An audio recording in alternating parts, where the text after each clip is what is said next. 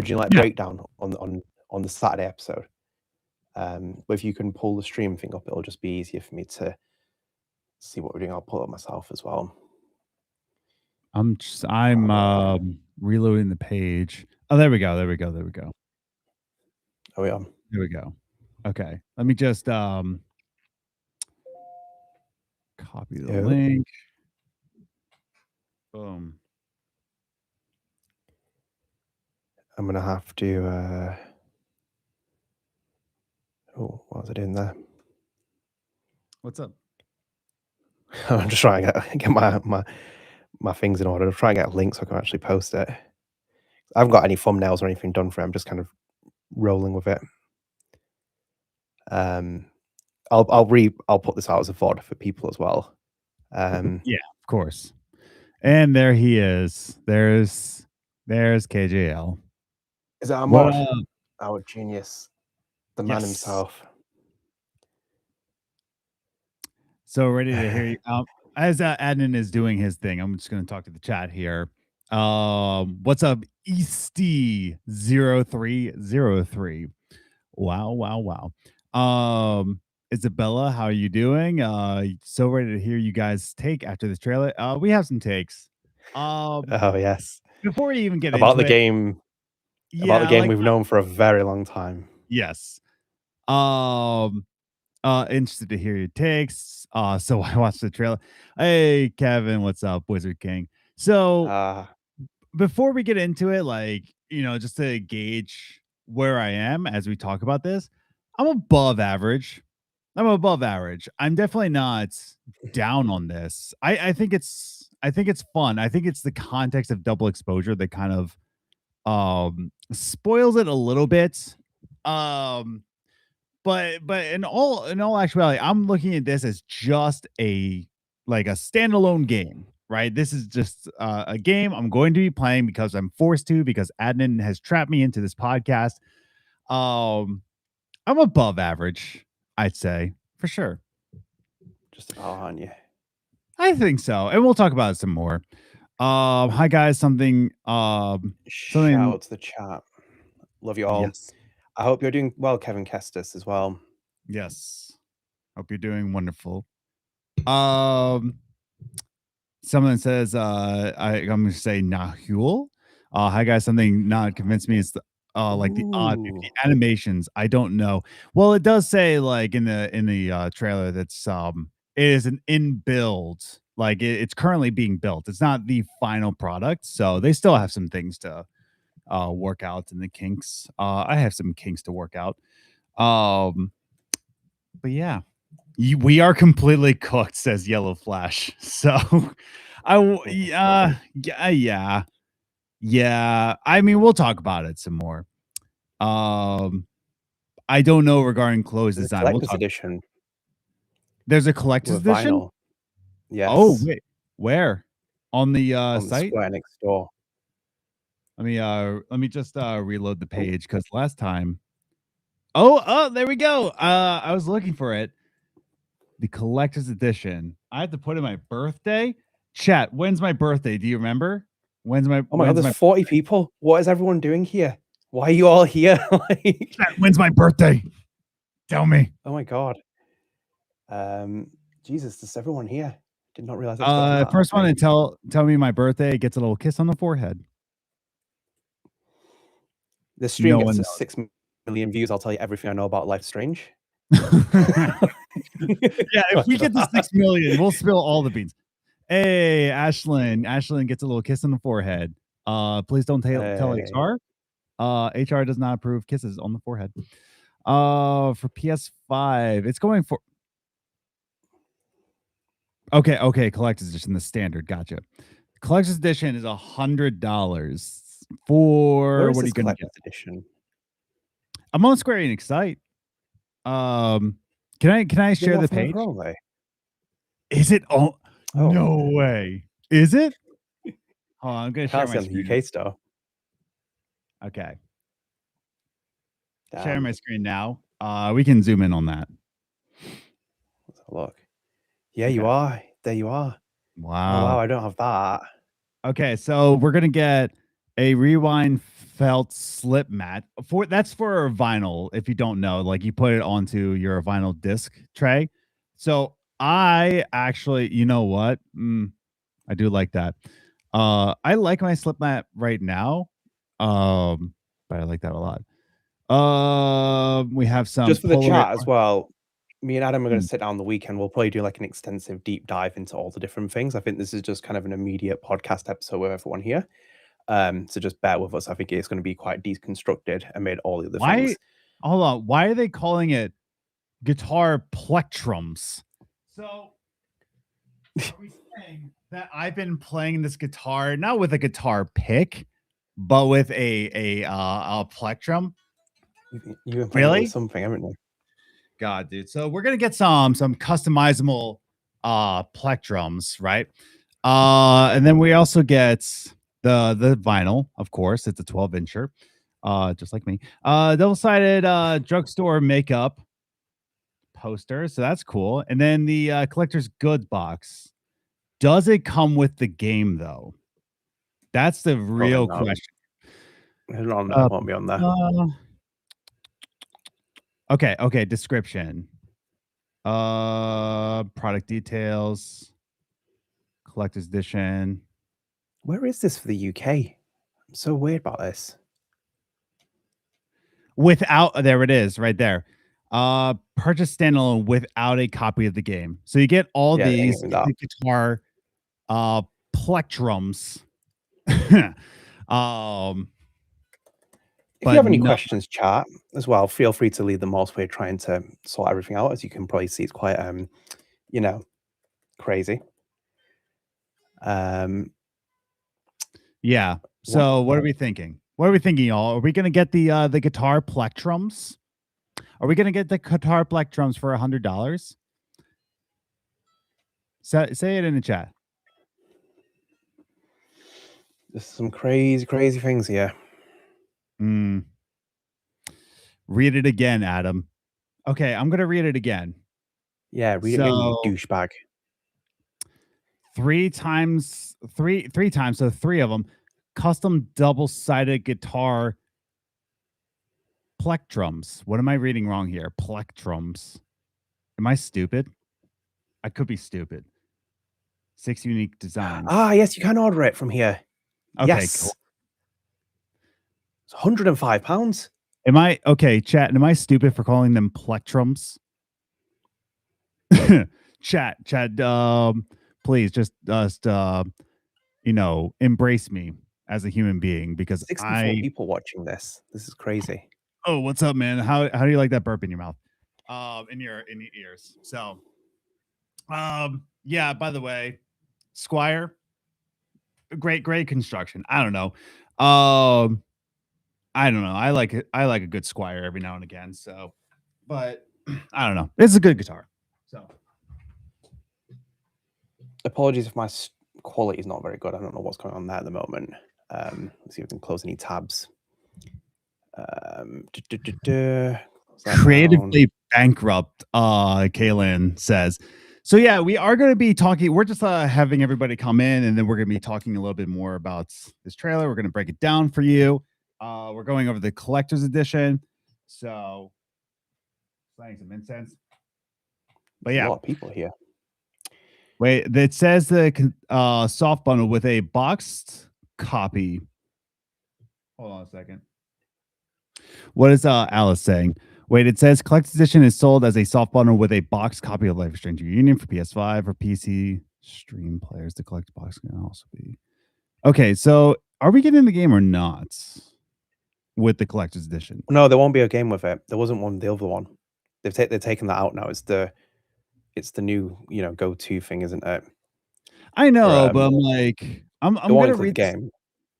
I'm reading it again because somebody's saying that we are going to get it. Collector's edition. Collector's edition is sold as a soft bundle with a copy. Okay, for Steam players. Okay, that's what KJO was telling me. This for PC Steam players, the collector's box can also be purchased with a standalone item. But the collector's edition is sold as a soft bundle with a boxed copy of Life is Strange Ooh. Reunion. So for PS5, yeah. So we are going to get a box copy of the game with this collector's edition. I just want to be sure, like 100% sure. Like if I'm going to drop 100 pounds, that we are going to get the game with it, because it's not a bad deal. I would love to get some plectrums for $100. You know what I mean? I don't have enough plectrums in my life. In fact, there's a small little box of plectrums right there on my shelf right there. Ashton writes in and says, "Do they announce about the soundtrack? How is work? How is Later. Yeah. So they will announce it later. But yeah, so I think based off of that, the collector's edition is sold as a soft bundle, but the double-sided makeover boxed box sleeve with the exclusive artwork, collector's edition, and a softball with a boxed copy of. I think we are going to get the game with the collector's edition, because there's nothing really specifying on the page. No, if it's not specified, they won't include it. There was none with the double exposure one. They took it out, called it collector's box, and then they changed it to the other name afterwards. Okay. They don't put them in anymore unless it's like very few examples. Like usually it's a digital code, but they don't put the disc in. And if you can't see it front and center, it means it's not going to be in there. I'll have a look at it in a moment. I'm just quickly grabbing it before it goes. Yes, please do. I'm ready. I think from what I'm reading, I think we are going to get the game. Why won't my incense light? I'm trying to do some witchcraft here, and I need to have my incense. Right, where is it? I'm gonna have a quick look. Or my witchcraft. 2 seconds, guys, and we'll be with you. Oh, there's 91 people. That's crazy. What's up, yo? So many people in the chat. How you doing? If you're not subscribed to Play One for This World, hit that subscribe. Click that like button, ring the bell, buddy. If you ring the bell, you'll be ringing my bell, if you know what I'm saying. I know, right? Wizard King Kevin says, I miss Ashley Birch. We all do. Yes. 5 a heel says collector edition is $100 with game and $60 without. No way, is that crazy? CE with the game and $60 without. Oh, okay.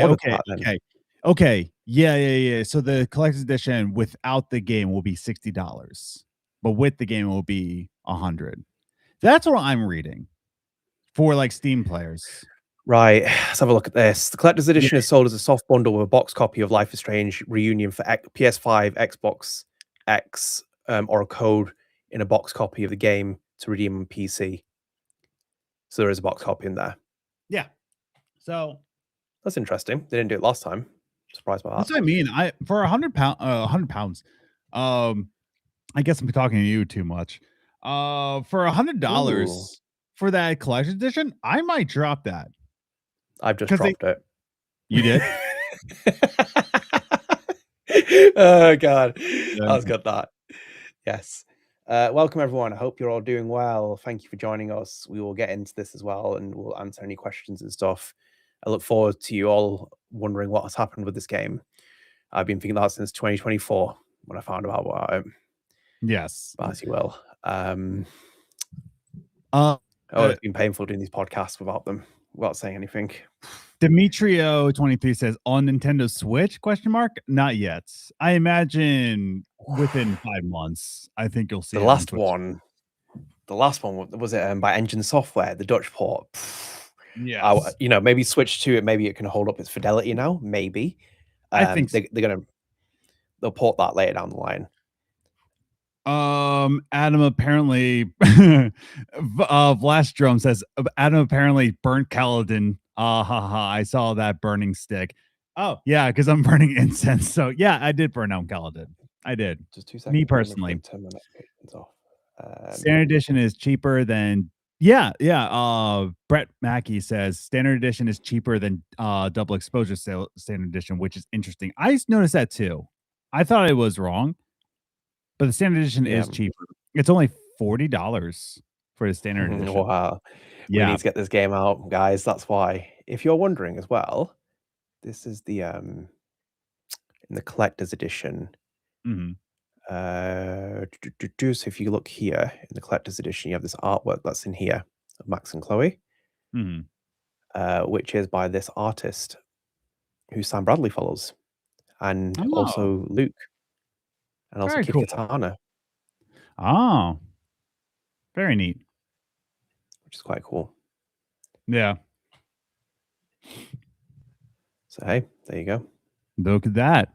Look at that. Yeah, so it's going to be hard for me personally to get the collector's edition because Mhm. not because I don't want it. Somehow, some way, I'm moving again. I don't want it mailed to the wrong address.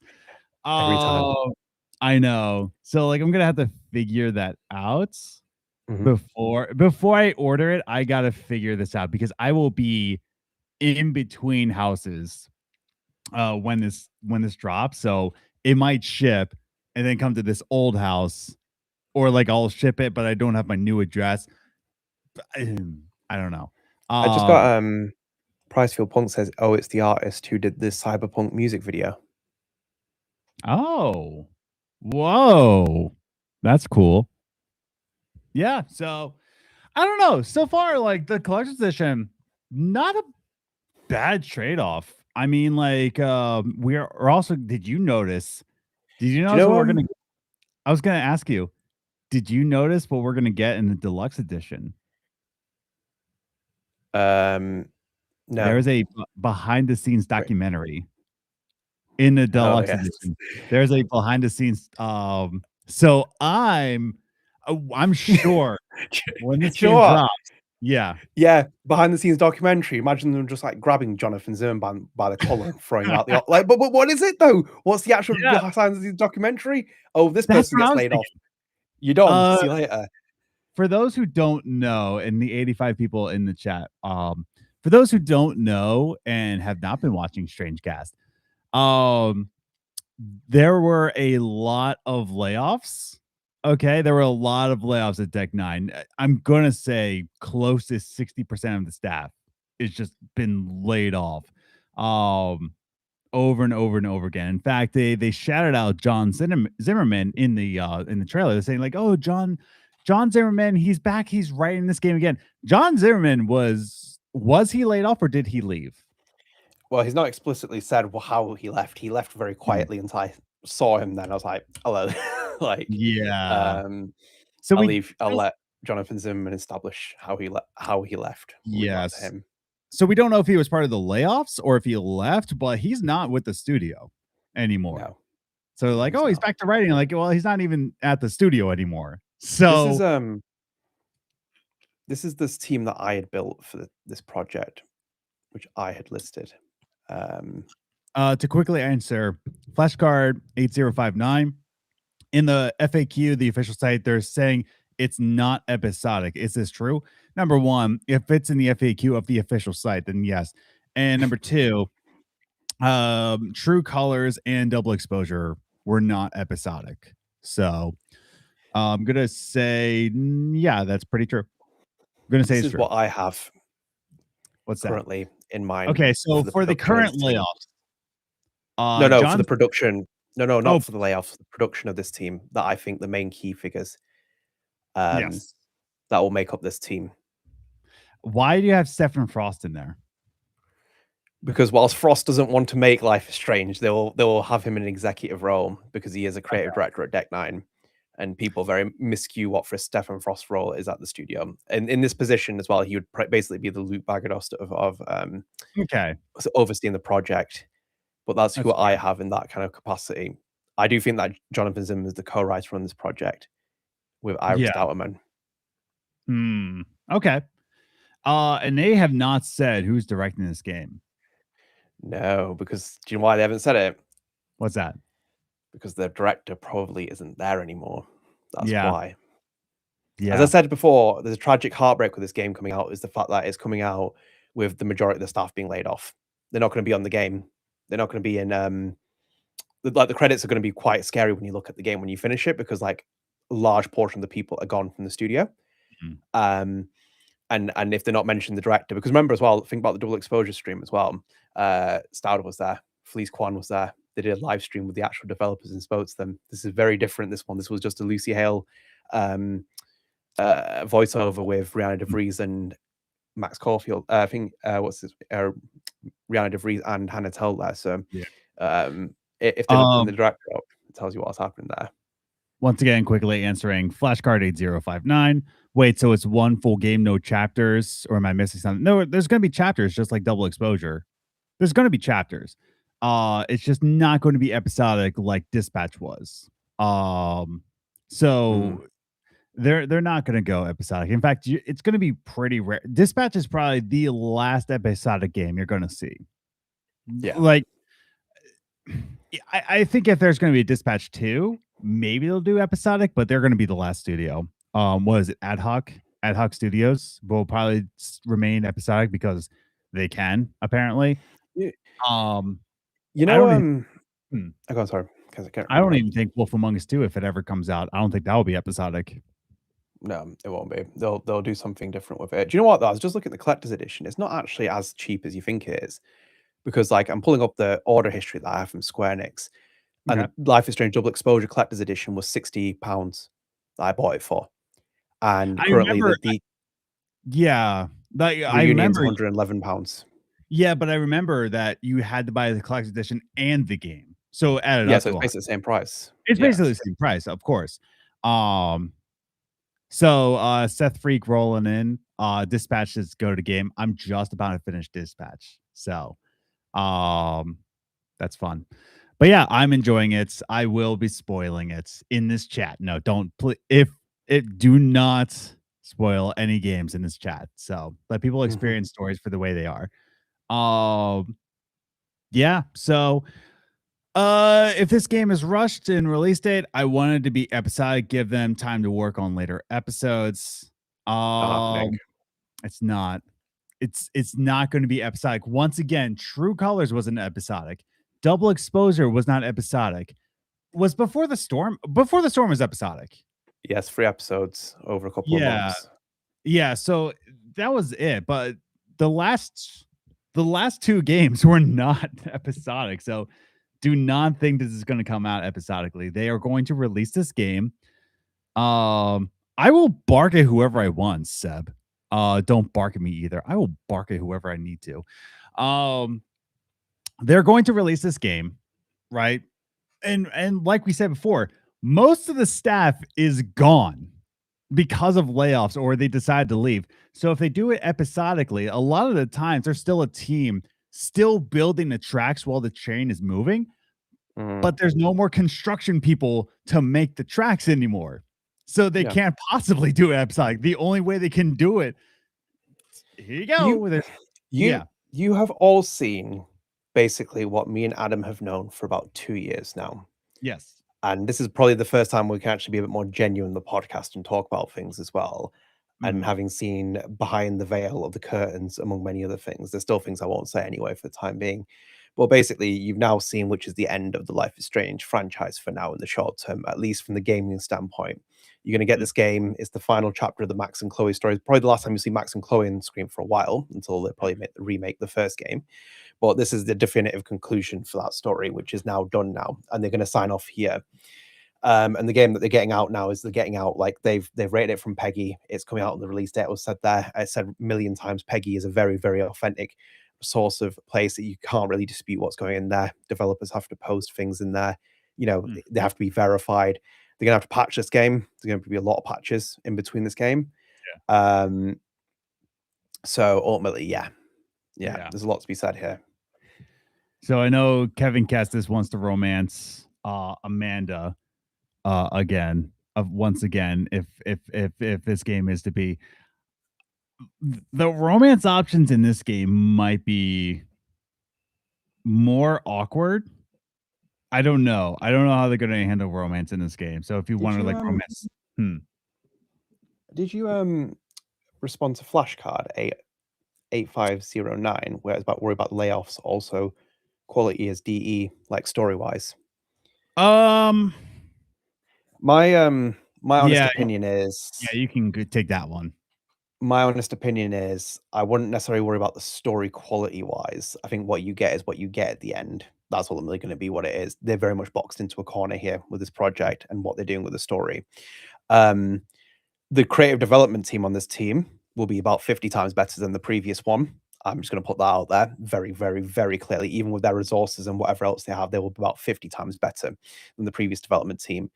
Um, I was talking about Adam as well on Twitter as well. I was saying last night, it's like the only thing that's really important at this point is they land this project. Like Mhm. Deck Nine has infamously really struggled to land their games after they get to the end. And with where they're at right now and where the franchise is at, the best thing Deck Nine can do more than anything else is land this series for Max and Chloe and just end it there. On like, even if it's like amid all the other things they're going to do, which will annoy people and whatnot, is just do land this game and then kind of call it a day there.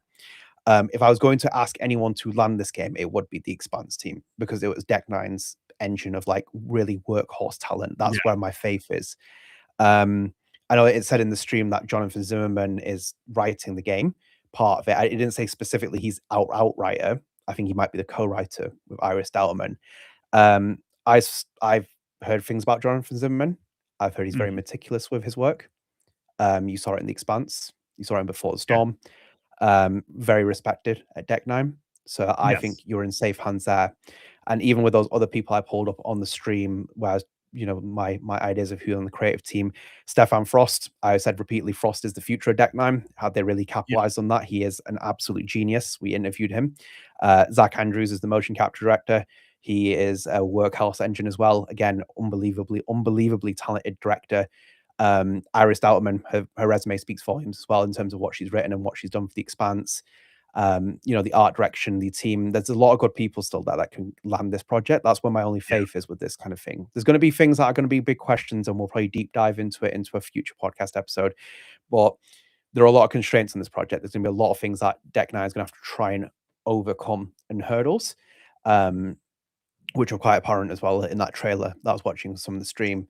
Yeah. Like I'm not in a I like the reaction you guys are seeing now. Like I've mourned this for 2 years now. Adam's done the same. We've kind of like seen it unfold, and it's kind of like we are where we are now. So it's kind of like I'm just hoping they land the project within some way, shape, or form, get to the end and land it. I also did say as well. I told you so about the timelines. Just Yes. saying. And Just I told you all that you're going to play as Chloe. I told you, Adnan, guys. you're British ass. I told Yeah. you that you're going to be playing as Chloe. Now, point against me, I did say you'd be playing Chloe most of the time, but it does sound like it's going to be like 50-50. Yeah. But I don't know the way they were wording it and PEGI and all that, the way they were wording it, I was like, yeah, you're going to be playing. The other thing, I thought it was going to come out later. But PEGI, of course, is always correct. Yeah. Anybody that says like PEGI is fake, it's fake news. No, it's PEGI. Like you have to. It's an official workaround, just like copyrights and anything like Yeah. that. It's also PEGI. And for when they said March 27th, look at that. It's coming out March 27th. Yeah. I wish it wasn't during one of my moves. So that's gonna be great. Adam, Which again, yes. what did you think of it? I said like before, and I do want to pre-order the Ultimate Edition. All those who in the chat Yeah. that are saying like I pre-ordered it too. I pre-ordered it. Yeah, I mean like we're all against pre-ordering here for sure, I guess. But if it's your money, you know what I mean? It's your Mm. money. If you want to pre-order it, just pre-order it. Why am I telling you not to?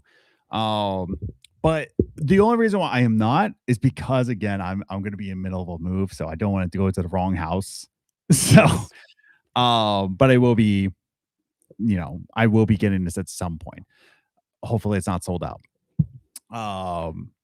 But yeah, so Peggy said it was coming out 2025. So I think they were talking about something else in Life is Strange. I don't know. Either way, so to answer your question, what did I think about this? Again, I'm pretty optimistic about this. I'm fairly optimistic about this game. Um Chloe's model. I'm not I'm so on the fence about it. I'm so on the fence about it. You know what I mean? I'm like, I mean, man. In terms of, it's iffy. You know, like the way she looks, like she does look like an older Chloe, right? This is almost 30-year-old Chloe, right? So it makes sense. But at the same time, sometimes it just doesn't look like it's an older Chloe. It just looks so much different. Yeah, I don't know. Like I'm very much on the fence about it. I'm glad they colored her hair. It's booger green now, so that's nice. But yeah, so but what I thought about the game in general, I had a good feeling about it. Like I said, I'm above average on liking this game because I'm starting to look at this game just as a standalone game. If I'm looking at this as a double exposure sequel, you know, I wasn't. No, not to say this. I've always said this before. I think double exposure had a lot of potential. I think it did. I think double exposure had so much potential to be such a nice chill game, just like True Colors was. But then everything kind of went backwards. They got rid of Baqir Shah, which was devastating for the production. It would have been the game of the year if Baqir Shah stayed on the project, but fortunately, due to circumstances. What do you mean they're reusing his assets in this game? Clearly they are. Like they're reusing all the Kaladin, aren't they? For like most of the game. Like, but yeah, no. So the fact that John Zimmerman is writing this game, the fact that I like Rihanna DeVries. I do like Rihanna DeVries. Do I like her more than Ashley Birch? No. Sure, like I'm gonna say that, but I do like Rihanna DeVries. I like Before the Storm. So John Zimmerman, writer of Before the Storm, Rihanna DeVries, Chloe of Before the Storm. We get Hannah Tell back. I don't know, like I'm fairly optimistic about this game. I think the way I perceive this trailer, right? I'm gonna play this game and I'm gonna say, you know what, that was like a 6.5 to a 7. I think it's a 6.5 or 7 when I play this. Your standards are so low at this point with double exposure. Anything above that is like amazing, isn't it? Like I've seen it with the reaction of some people. They're like, not even in the chat. They're like, I'm this far down. Anything above it is great. And I'm like, oh, not okay. even like, that's not even Life is Strange. I just think media in general.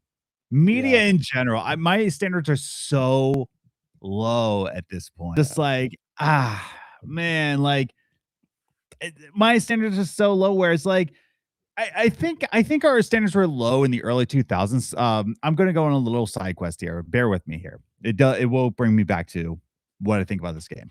But back in the early 2000s, your standards were not high, but they weren't low either. Your standards were just kind of like, oh, let's go to the movies.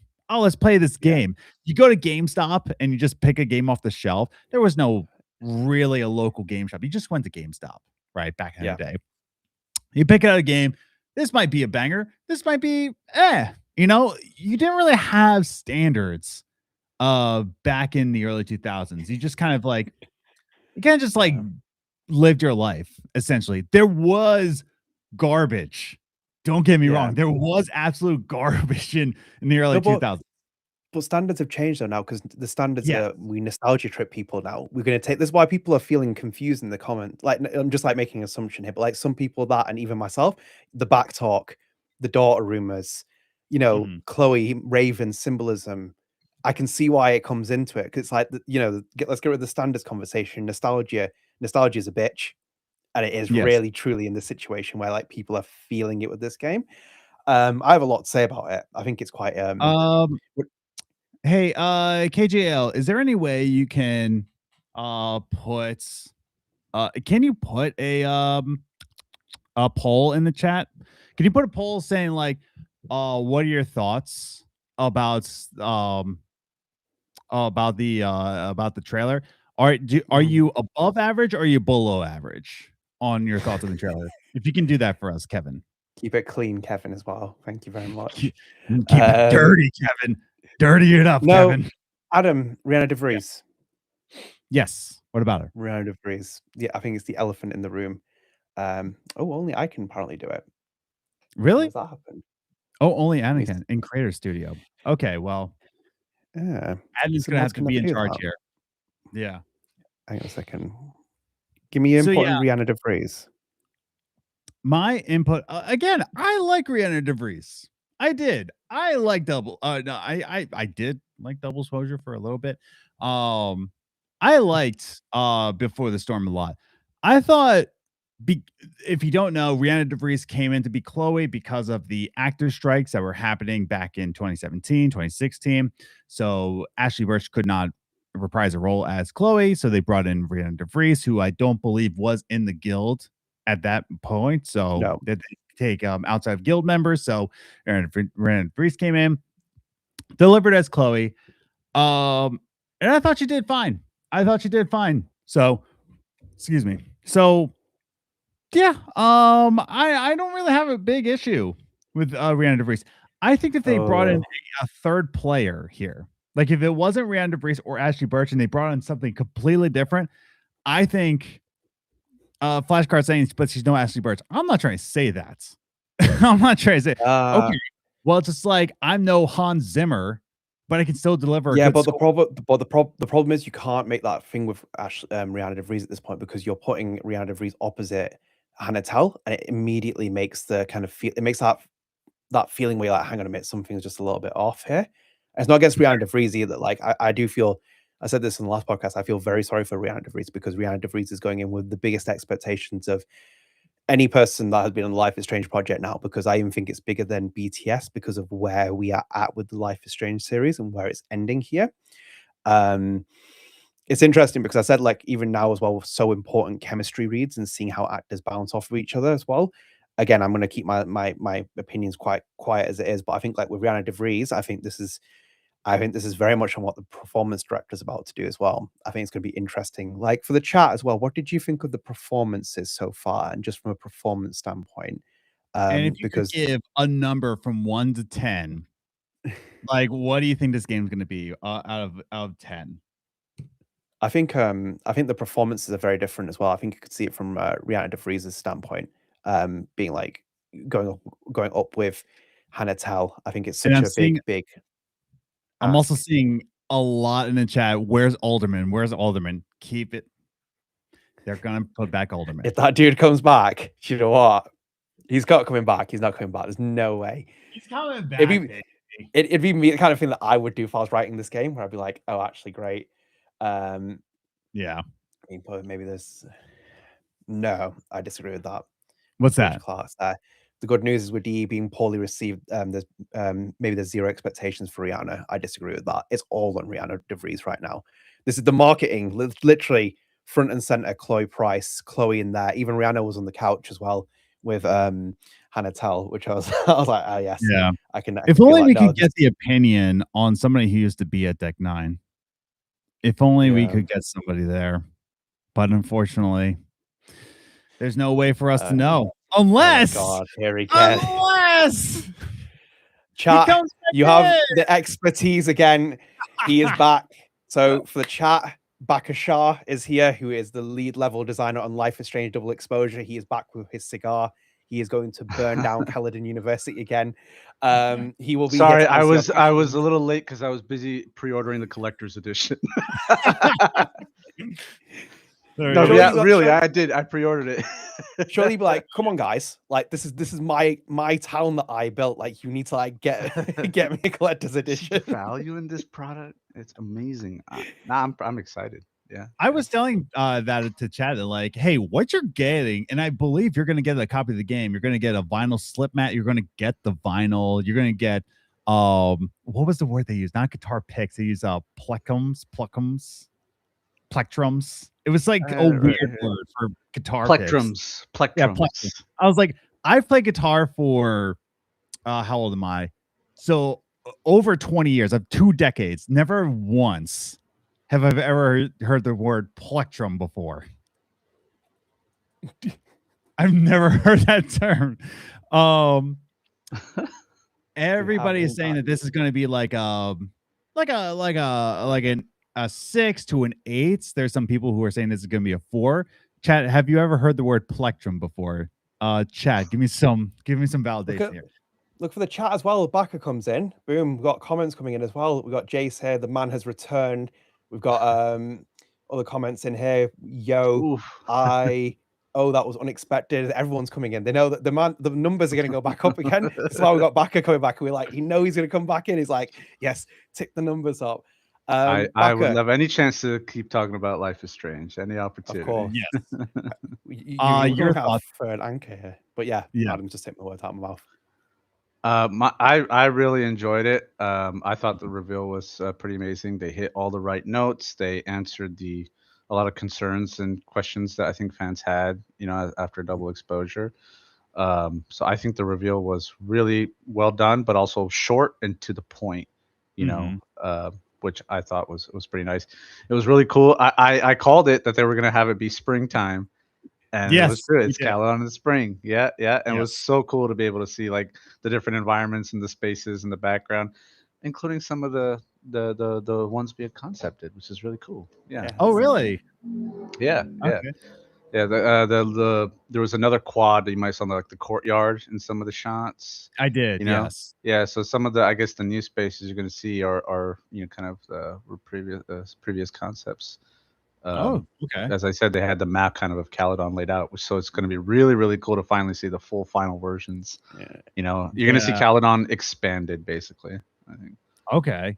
Yeah. And it must be a pretty cool moment for you as well to see that, like the kind of the evolution of the town and what they've tried to do with things like the university after working on it as much as you did in the first game. Yeah, it's definitely very cool. Also the existing spaces, like how different will the previous levels from double exposure look like now that it's springtime, and obviously they've done some environment art changes and kind of changed the look. How is it going to feel, and then also some of the stuff that we had concepted, various other spaces that look like are going to be in this game, which is awesome. Yeah. I was gonna say you're there like putting snow in places where it's like, oh, don't worry, they can't see that place if the camera zooms out and stuff. But like they've got the full spring setting. Our thought was we don't want the player to go here. Let's just put snow on it. And, so now what are they gonna do? Damn. Chat, if you have any questions, please feel free to put them in for Baqir, because obviously we've got him and he's got his expertise on everything to do with Life is Strange. And obviously if you played Life is Strange double exposure, for people who aren't familiar, Baqir was working at Deck 9 during the first 3 episodes. Obviously those gorgeous set pieces you see, for example, in the bowling alley and everything else. Baqir was the man leading that charge. Baqir, I'm going to ask you as well, because I know you'll be watching the gameplay, because obviously a big part of your design was making the areas, but then also gameplays. But one thing we saw was Max's rewind power come back, and you didn't get to mess around with that much, really, apart from the atrophied parts in some of the scenes. What did you think of the rewind mechanics? I thought it was a good decision to bring it back. Yeah, I think from a narrative standpoint, it makes sense the way they're going with the 2 timelines merging. And again, if you're gonna have another Max and Chloe adventure, then that mechanic also comes with those characters, really. So it's best to stick to that. And it's just, again, more nostalgia. It was good to see the twirly whirly, as they mentioned in they're like, the live oh, stream. Spiral. They're like, we missed Spiral. you. We missed you, Spiral. We did. Jace also asks Baqir, how do you feel about Chloe coming back from a fan perspective?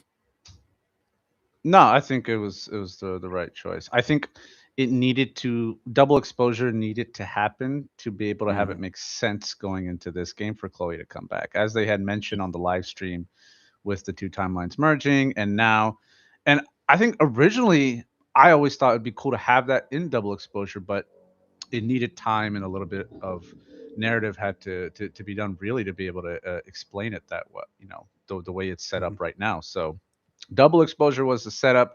This will be the payoff. And I absolutely love the way they revealed Chloe in the trailer, with just kicking the door and between the head. I was like, oh, that's such good cinematography. I really, really enjoyed that.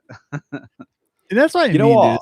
Yeah. I'll give them credit for that, because, like, again, we talked about in the last stream when we talked about Max's reintroduction and the way you talked about how important the set reveal was for that. And I was like, actually, you know what? Both balls to the wall, let's throw it out there. And they actually went with the truck and they got her out. And I was like, yeah, I'm like, whatever you think, I'm like, yeah, actually, that's pretty on point for that. At least I'm you more nailed like, that. man, how many miles does her truck have right now? Is this the same I truck? For Man, like she's 10 keeping that thing years, alive. yeah. You know what? I've solved this. The timelines have smashed together, and she's got 2 trucks in one. That's why it's running as fast as it is. Oh, Two trucks. it's an F-150 and a Camaro combined. That would be crazy. She left one with Joyce, and then she just took the other one with her. By the way, speaking of Joyce, what do we all think about Chloe saying, "Oh, it's for my mom's gram"? When's the last time you heard somebody say gram in the past like 5 years? Ooh. It's for my mom's heard gram. it. I've heard it. You've heard it? Yeah. Mainly in like celebrity circles, probably. I've probably heard it. Yeah, they call it the gram. Oh, okay, you're flexing right now. I was like, yeah, Yeah, of me course and he is. Rihanna were hanging out. No. Yeah. Like interviews and other things like that. Like it tends Yeah. to be something in media and entertainment that they, for short, They say they'll the call gram. it the gram. Yeah. Yeah. No, he had all the I've heard it clientele at before. his cigar shop. He was like, "Yeah, I'm gonna put them in the cigar shop. Here's here's Oh the man, clientele, everyone's like, high-end." man, It's I gotta like- get this for the gram, and there's smoking a cigar. I hear it all the time, man. Yeah. For the gram. Get it for the gram. Baqir, I just wanted to ask you, feel free not to answer this as well. Obviously, they alluded to Jonathan Zimmerman writing this project. They have like just said that he is a writer. It didn't say specifically he is the lead writer or anything. You worked on Double Exposure. I know that Zimmerman was working on The Expanse mainly. Did you have any interactions with Zimmerman, or were you familiar with his stuff, like just in terms of BTS and The Expanse? I knew about his work on BTS. Didn't really interact with him at the studio. We did spend some time at GDC. Nice. Yeah, a couple years back, because Deck 9 kind of a couple people from Deck 9 went to the Game Developers Conference and met him there, and we hung out a couple times. So it was really cool. Yeah. Cool. Glad to meet him and interact with him. Yeah. So I'm really excited he's back on this. Yeah. Would you consider him a cool human being, or would you? Oh, wanna he's call him- super cool. He's super Yeah. cool. Yeah, very chill, laid back. Yeah. I enjoyed interacting with him at GDC, and we had this really cool breakfast with like a bunch of the team at Deck 9, in San Francisco, where all of us kind of got together and had breakfast one of the mornings, and yeah, it was just a really fun time. Yeah. Oh, dang. Nice. Yeah, I've seen good work from him and everything else. So as where we're getting as well, and they're trying to put this on the final entry of Max and Chloe. I feel like my assumption. And they explicitly mentioned it. Yes, that this which is was interesting. I was like, Yeah. yeah, they're really, That's fine. because obviously they were linking it to the back talk, weren't they, as well, with Zimmerman? They're like, we're doing the actual back talk mechanic. It was like, here's Zimmerman. It's like we need to kind of like give it the extra kind of value of what it is, and which it will as well, because he was working on BTS. He was a big part of the creative team on that as well. But yeah, even that as well, it's the final Life is Strange game with Max and Chloe kind of thing. I'm like, here we go. They are really going to just try and throw the kitchen sink at this, aren't they? Essentially, from what I see, at least. Yeah. It was a smart decision, because again, he was the writer on BTS, and to be able to say he's coming back and he's working on this, it's just smart marketing. It's very smart marketing. Yeah. Which is it's just so weird that like they give him a shout out, but no longer at the studio. And we said it earlier before, we don't know how he left the studio. We don't know if it was part of a layoff or if he left on his own accord. But yeah, John Zimmerman is no longer at Deck 9. And it's gonna be awkward. But like I always think that like, well, what if this does do well? Like, what if this game really does super well and maybe gets nominated for one of the game awards, right? Like let's put that possibility there, right? Yeah. Are they going to like hire people back? Is this going to do well for Deck 9? It's just going to be like a really weird time if this game does do well, which I don't imagine it not doing. It's coming out at a good time in end of March. I'd say that's a pretty decent time to put this game out. It's got Max and Chloe back, so you're gonna have numbers with that. It's gonna be weird when this game does well. I think it will definitely get the Games for Impact nomination. That's probably a shoo-in for that. And Hannah or Rihanna might get nominated for Best Actor or Best Performance. I think that's possibly in the cards. Yes. Could I ask you as well, because obviously just based on like timeframes and stuff, did you see difference in terms of some of the performances and the way it looked as well? Because like where Pickers Gill is not motion capture and directing this project in any way, shape, or form. Like where it's at now in the timeline, the things, it's going to have to be Zach Andrews, who's the only performance director at the studio at that time. Did you notice anything differently? Because obviously The Expanse was, I think The Expanse is very tonally different compared to this game. And it felt like quite different as a Life is Strange game, at least. I did notice a difference in quality of performance, and particularly Hannah. I was watching this critique of Double Exposure online. It's an hour critique this person had made, where he really dissected into every aspect of the game that even I was like, "Oh crap, I didn't even think about that." Yeah. And he did. He showed shot by shot, like early in the game, kind of Hannah's performance as Max. She was just kind of warming up and kind of getting used to being back in with that character and everything, and a distinct difference from the beginning of her performance, the beginning of the game, her performance, and the end of the game, kind of where she kind of finally got into the groove. So I think you're actually seeing even her performance be even better because she's now had one game to kind of warm up and really understand and get into the character of Max. So Hannah's performance is definitely in tip-top shape. I'll have to give her a compliment. She's really now embodying Max, as she should be.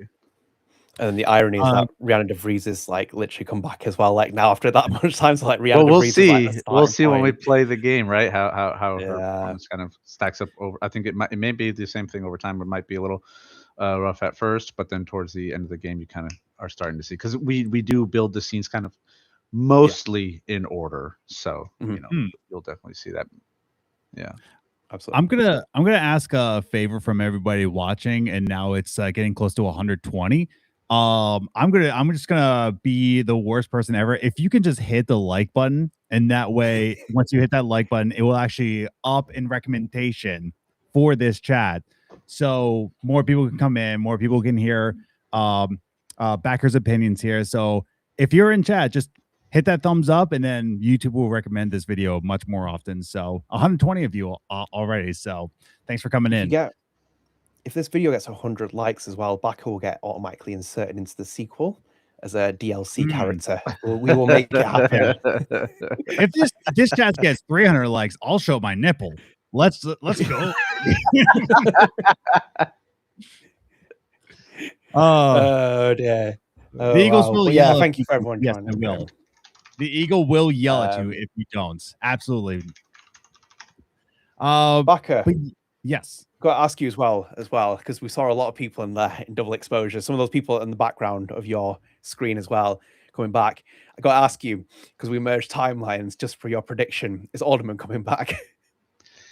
I was curious to see if we'd see him in the reveal, and we did not. So, two options: either A, they're saving him as a surprise, or B, the reaction was so terrible to the ending of that storyline. I think the way it would really didn't come to a conclusion that they may abandon it altogether. We don't know, but I'd be surprised. I think he would be a good addition to adding to the mystery of this game, is to have his storyline conclude. I really think that it would be smart to incorporate him as a way, just to be able to tell more of that story and to conclude the story finally. Because if two timelines merge, that means he's back, and he's having the same memory problem then, theoretically, if you go by the narrative that they mentioned, he's back and he has memory issues like, I just touched my other timeline self and imploded and I'm still alive, so you know what, they could make him even the corny villain of like Agent Smith style kind of thing, where it's like just turn him into a full-blown villain at that point. Max is the one that kind of like destroyed him or something, and you brought him back. At this point, maybe you might as well, like, you could. I would. Maybe he's the one starting the fires. I would. It's Alderman the whole time. Like, that's the thing. It's me, Alderman. It was me this whole time. I do think that like Alderman's character was just so underutilized. Like, it was such a strong presence, and I think the voice actor delivered what he was written. I say it all the time. Like, you can argue like, that's the thing. Like, you can say like, oh man, he way over delivered. Like, I think he got his lines. He got his direction. He delivered the way he was supposed to. So I do think it was underutilized, but I always thought there was a mismatch between kind of the way the character looked and the voice. Every time I'd hear him in our sessions where we'd review the footage, I'd be like, it's just something's a little. But then his performance is so good that you don't even care. Yeah. You know. Well, Brian's been with them for years. He was doing stuff from the BTS days, like back when Webb was doing the motion capture for that, and like they kind of got this role, like with him there in mind as well. And it's like for me, I think like he's missing some facial hair, a bit of stubble or something, just to give him like a less of a bit of a baby face color look, like just give him a bit more of like a rough grittiness. But give him a I think full just, beard in this game if he's back. A full beard, even bigger than yours, Adnan.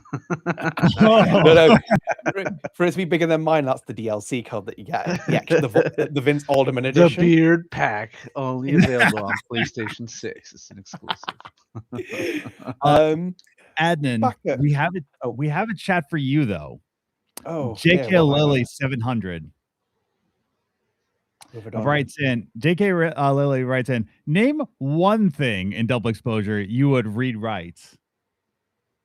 Name just one thing.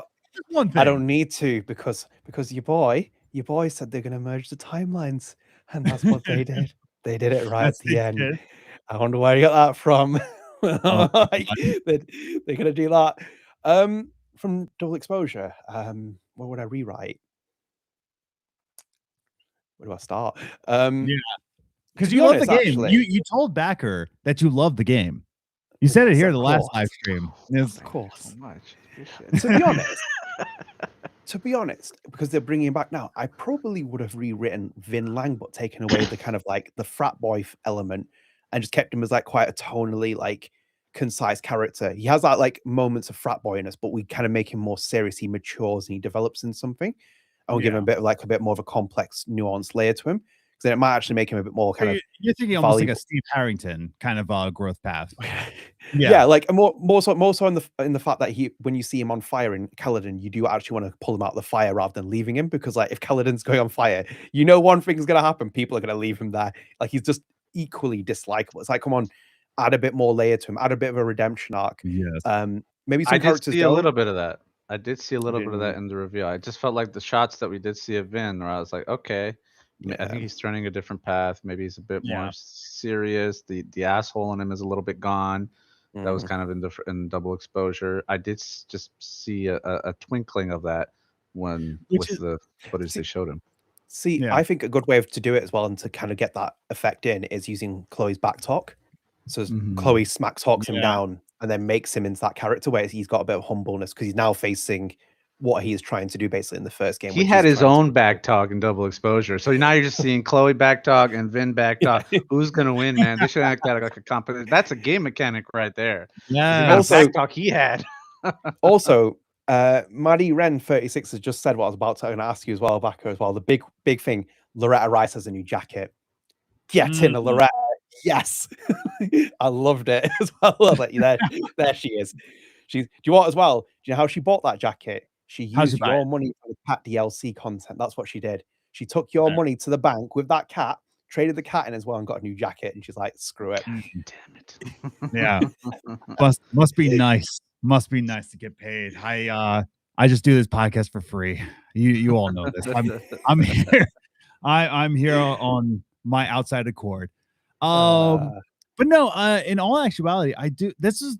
So, like, to say to Adnan and to the chat, this is why when I started this chat, where we started this live stream, I'm above average on liking this game, because of exactly what Baqir was saying, that like we're starting to get like less of an asshole Vin. I think we're starting to veer towards a different direction. I think John Zimmerman taking some writing credit on this is really going to fix things. So I've been thinking of this in the way of like, wow, we really need a good sci-fi writer to really get this game to make sense in terms of story writing, because of what happened in Double Exposure's development team.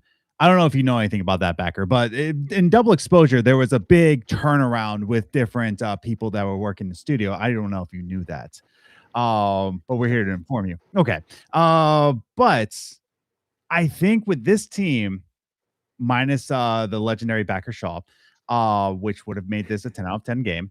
Well, it already is a 10 out of 10 game. They're using his assets. They're using his assets. So he's there in spirit.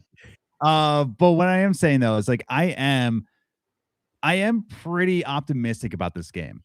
As Maddie Wren has said, I'm pretty optimistic because of I said that this is going to be a good sci-fi writer, but what I've been missing is that this needs to be a good Life is Strange writer. And I think John Zimmerman understands Life is Strange more than he is a sci-fi writer. He is a Life is Strange writer. And I think that's what's most important when it comes to what this game should be. Yeah, no, definitely. I think with if you look at the stream, you can really see that they listen to all the feedback. If you were in their shoes, Double Exposure had come out, you listen to all the feedback and the criticism, what went right, what went wrong, that all that information. And if you were in their shoes, you know, it's kind of like, what would you do? Well, what you just saw in the live stream is they really listened to all that feedback and they made a game that shows that, like, hey, we listened to you guys and we're kind of giving you what you want.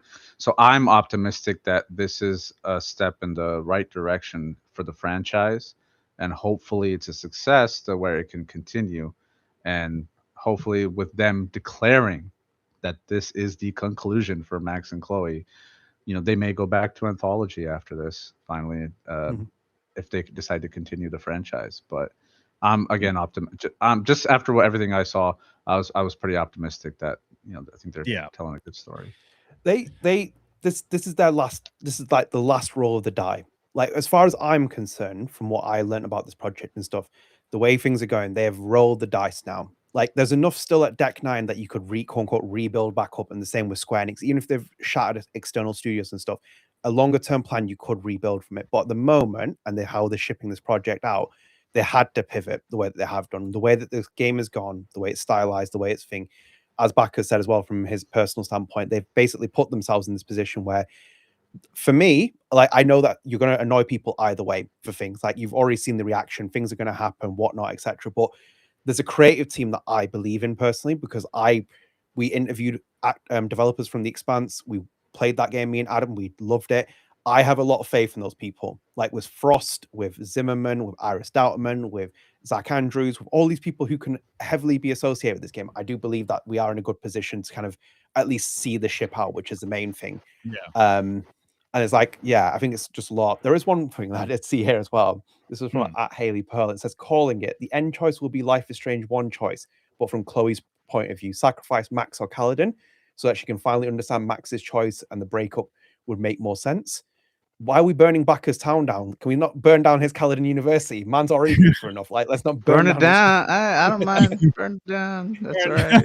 That's why I designed it to be. I wanted to be destroyed. For the story. I will burn Kaladin down. It's not going to be you. It's going to be Alderman with like a little piece of paper behind the building's like, yes, it was me doing that. I think like there's a lot to kind of take away. I think, funnily enough, I think this was the smell test for this game. I didn't think Square Enix were going to get anything until this was shown, where Chloe Price has been shown, and everything else. I was going to say to you back as well, seeing Chloe Price, what do you think? Design, everything else? I liked it. I knew as soon as I saw the images, I was like, I know some people are going to be pissed about the design, but you have to understand, with a change in technology, in art style, in the narrative, you know, these characters are older now. You're gonna see a change in how they look in the model. They're still keeping, you know, all the geometry and the shapes and the way she looks that make her Chloe, but you're seeing certain design changes, you know, even with her clothing, with her hair, with the skin on her face. That's still her, and they're trying to set it in a way that it looks like an older Chloe. And so I had personally no problem with their design, because I understand the development aspect of it, of like, you need to show these characters a little older. There needs to be a slight change because the art style and the technology and the graphics are very different from 10 years ago. And so I thought her design was really, really great. And what's interesting is, I remember when Double Exposure was revealed, you know, I would look at the live streams and the chats, and a huge portion of the comments coming in was just, where's Chloe? Where's Chloe? Where's Chloe? Where's Chloe? Where's Chloe? Just constantly barrage of that, right? Yes. Yeah. And so, but this time when I saw it, it was seeing them together was just, yes, awesome. Yes. And it shows you that in terms of the IP and these characters, they have to be together. really, Yeah. in order to be a successful game, is having these two characters together. And I think they've realized that. Yeah. Yeah, no, I 100% agree with you. Like there are some people who listen to this show that have messaged me. They managed to get a hold of me. I don't know how they did it, but they said that they returned their copy of Double Exposure because it didn't have Chloe. They specifically said like, no, it's no Chloe. I'm not having this game, so they returned it. I know. So would they understand. return before the storm? Because it, Does it have Max? Yeah. I think that was a different context because this was before the storm. It was like a prequel. So I think they had the expectation going in that Max is gone. Like what is life before Max came back into town? But this one, they're just like, well, if you're gonna put back Max, where's Chloe? You're giving me a peanut butter sandwich, but where's the jelly? How dare you? You're giving me Mac, but no cheese. You know what I mean? Which good analogies. I love the food analogies. Like, oh man, that wow. Well, since I my day job is a line cook, I have to think about food every day. He's down creative meetings. Here's a fun fact for you. I didn't realize how white I was growing up until I figured out. I wanted to know why my family's mac and cheese was orange. Okay. I'm like, why is it orange? They keep saying mac and cheese. Why is it orange? There was no cheese. It was mac and tomato soup. It was mac and tomato soup, and they called it mac and cheese. I've been lied to, and that's where that's my origin story of becoming a line cook. I had to fix the wrongs, right? All the wrongs that my family put on me. With the first day I showed them adobo, they're blown. Minds were blown. But what I'm getting to, thanks, Adam. Now I'm getting hungry. I'm a cook too. Struggle is very real, Ashlyn. I hate my life. But what I'm gonna get to with you is that like because you're setting up Max, where there is a timeline where there is a Chloe, right? And they went off into the sunset in their truck, and you're telling us that, hey, either there are two options. Either Chloe's dead, which is one of the timelines, or you drifted apart. I think that's what really ticked off fans. And like, whoa, you went through all that with Chloe and you just drifted apart. Like, why are you putting that on me? But now we're getting Chloe back. It's going to be Max and Chloe. I think a lot of fans are like, okay, at least I have an option here. At least both of my endings in Life is Strange somewhat are canon in this game as a, you know what I mean? Jonathan Zimmerman went into my mind and pulled out what they were going to do. That's what he did. Yes. This boy's been vindicated. He went on Reddit and pulled his own thing out. People are like, oh, that's a stupid furry. They're never going to do that. Yes. And it's like, here we go. They merged the time. Do you know what, though? Let me put it out there.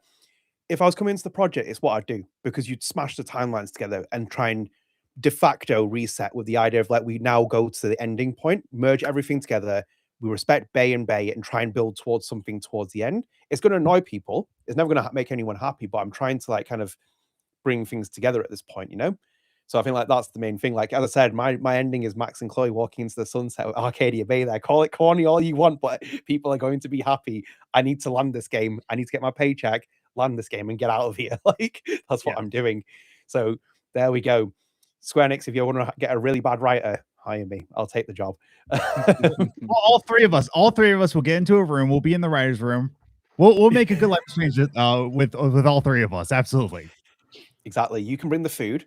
Baqir can bring the cigars. I can bring the meat. That's it. Right. One great writer's room. But for the chat as well, if you have any questions for Baqir about what you've seen as well, please ask, because you have a very, very, very, very, very, very experienced lead level designer here as well. So you can ask some questions about some of the details you saw, because there was quite a lot that was going on in there. The latest one. Are you happy or saddened by the news this will be the finale installment of the Max saga in Life is Strange? I was more confused. I know you're like, I don't know if I'm happy. I don't know if I'm sad. I'm just like, wow, okay, they are marketing it as like, this is it. We're done. Like, it's over.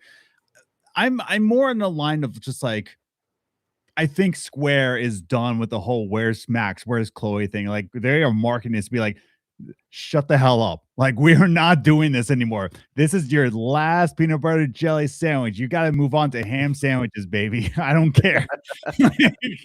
God damn it, man.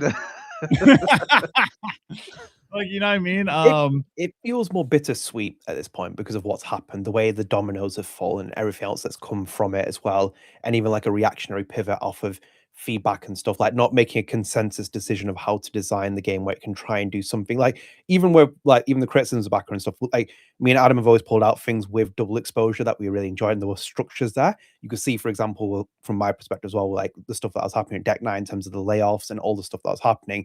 And it was just like, one of those projects where maybe another time, maybe another day, and maybe another year in a lifetime, it could have formulated the way that they wanted to, but it's just like a lot of things that were going on there. I think with like where we're at now, it's kind of bittersweet because, as Baqir said, like when the chat is saying something like, Chloe's back and stuff, they've given every people what they want. Like whether it's the Chloe design you don't like that's your decision, but they have brought Chloe back. They brought Rihanna DeVries back.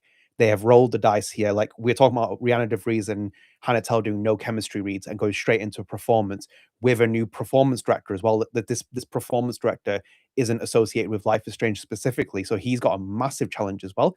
Incredibly talented on top of that, but like you're still dealing with that kind of factor. So there's a lot here, and even that remnants of the Frost team from the Expanse, if they are working this project the way that they are, not many of them have Life is Strange experience to the creative standpoint, at least on Life is Strange, which is a different IP from the Expanse. So yeah, there's a lot going on here. Man, I really want to pre-order the collector's edition. I really do. I just don't have a new address yet. I'm like looking to like, I hope it doesn't sell out. Pause your move. Just pause my move. I'm like, nah, let's stay here for another year. Let's stay in my crappy apartment for one more year, just so I can get the collector's edition here. Here's another thing I'm worried about. I have another collector's edition of something else that hasn't shipped yet, and I'm worried that's not going to get. Could you not just send it to your mom and then pick up at a later date? She lives in another state, so I guess I could. I guess it gives me an excuse to visit my mom. I guess. Like, hey mom, just come here. Like, hey mom, I was just here to pick up my geek collection. Can I leave now? Baqir, what do you think they're gonna do with Safi? I think she is the anti-hero. Right. Obviously, they've included her and they've tied her to Chloe with she's seeing Safi's death. Yeah. Which is kind of in a similar manner. So there is some narrative interweaving that they're doing there regarding that, which will be interesting to see. I feel like she might be sort of this anti-hero because she did say, I remember her, she had a line to Max saying, if the campus burns down, who are we kind of to stop it?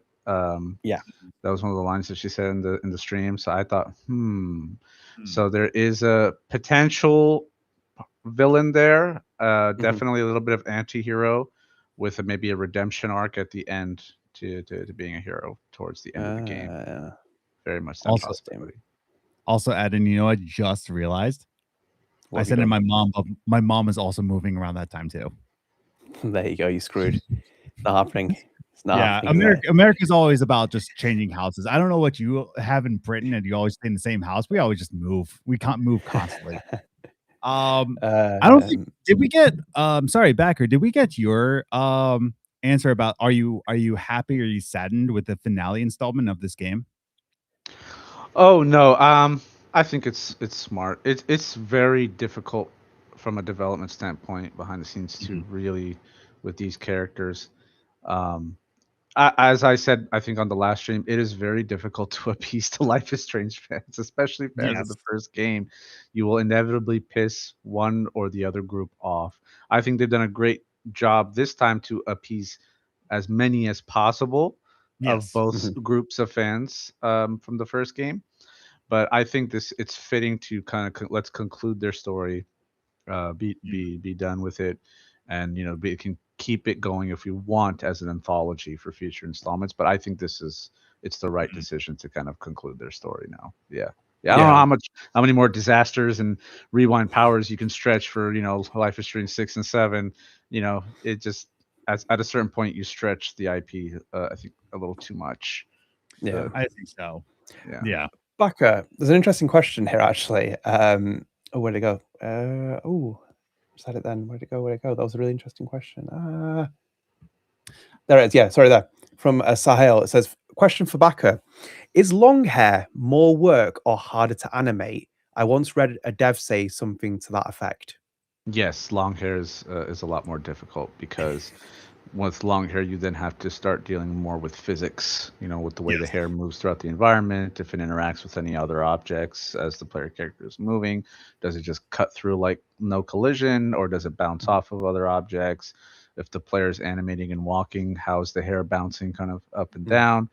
These are things you have to worry about versus with short hair where it's just kind of mesh that's kind of like attached to that, and physics doesn't really get accounted into play. So long hair is very difficult to make it look and feel natural in the game world. Yes, it's a lot harder. Which is, by the way, chat. Yeah. This is why Chloe's not in double exposure, because this guy was in the meeting being like, "We ain't doing her hair up. That's why she's not in this game." So if you're wondering why she's not, it was here, me all along. There's too much long hair in this game. No more. Well, you see it with Max and her hair, definitely. Yeah. All the budget went into that. That's why a lot of action heroes in video games back in the early 2000s were bald. Like you have again, you have the Star Wars game Force Unleashed, he was buzz cut. You have Hitman, he was bald. There's a lot of times like the main character is a bald-headed man because it's just easier to animate action scenes if they don't have any hair. We know why you're defending the baldness. Like, just stop that. Come on, like I have hair. I've never seen it. It's like Schrodinger's with a hat. I just have a cat under here. So quickly, a big thank you to Cohen for joining us. He's going for dinner. I wonder what you're eating. Thank you for joining us. Appreciate that. Thank you. Thank you, Curran. Vlasdrum said, guys, do you think Chloe and Max will return to Arcadia Beta in the end to close the cycle? Of course she will. I said this. She's going to go back. And do you know what as well? They're going to bring a tornado out and be like, Max and Chloe are going to return. Yes. Plot twist. Yeah, I think that's for me where they're going and how they've merged timelines. It would make sense for them to do something like that, where they bring the characters back with an Arcadia Bay complete, and also with Max and Chloe, because you even see with Max and Chloe talking that they had Joyce mentioned and stuff. I feel like, as long as you can get a shot of them driving towards Arcadia Bay, obviously we have scales, we don't want to make another town, but like, as long as you make that kind of effect, I think personally they should do that. Do we think Jefferson is returning? No. Like you'll see Warren before you see Jefferson. I'm going to put it that way. I do not expect Jefferson to come back at all in this game. It doesn't really make sense other than Chloe to really physically and maybe bring back a lot of those other characters, Agreed. Just doesn't make sense. Yeah. You make it more effort on yourself. You're going to confuse things more, and you're going to make more things. You got the set characters at Caledon. You got those. Use them, and really drive the narrative forward on Max and Chloe. Like, get them to be the centerpiece. Yeah, it's a different setting. So KJO Kevin says Jefferson is in prison no matter what, right? And I'm like, depends which timeline. We're smashing things. Because like, no matter what, because like each ending. Whether no, Jefferson's not in prison. From what I can tell as well, he's doing Power Wash Simulator on the walls at the minute. Community service. You'll see a newsletter in Caledon University, and it say Jefferson cleaning the walls. Yeah, that's what's going to happen. So like, yeah, he could be in prison, but I do not see a chance. No, it depends on the timeline, because he dies in one of them. Like if Arcadia Bay gets destroyed. Yeah. See you later. Like, you're not going to get that. So the Arcadia Bay goes.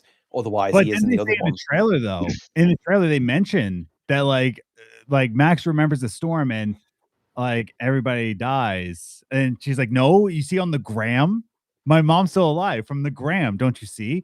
I see a question here from Ashlyn about, will there be a weather mechanic? Will the weather change? Or will it change because of actions of other characters? I don't know.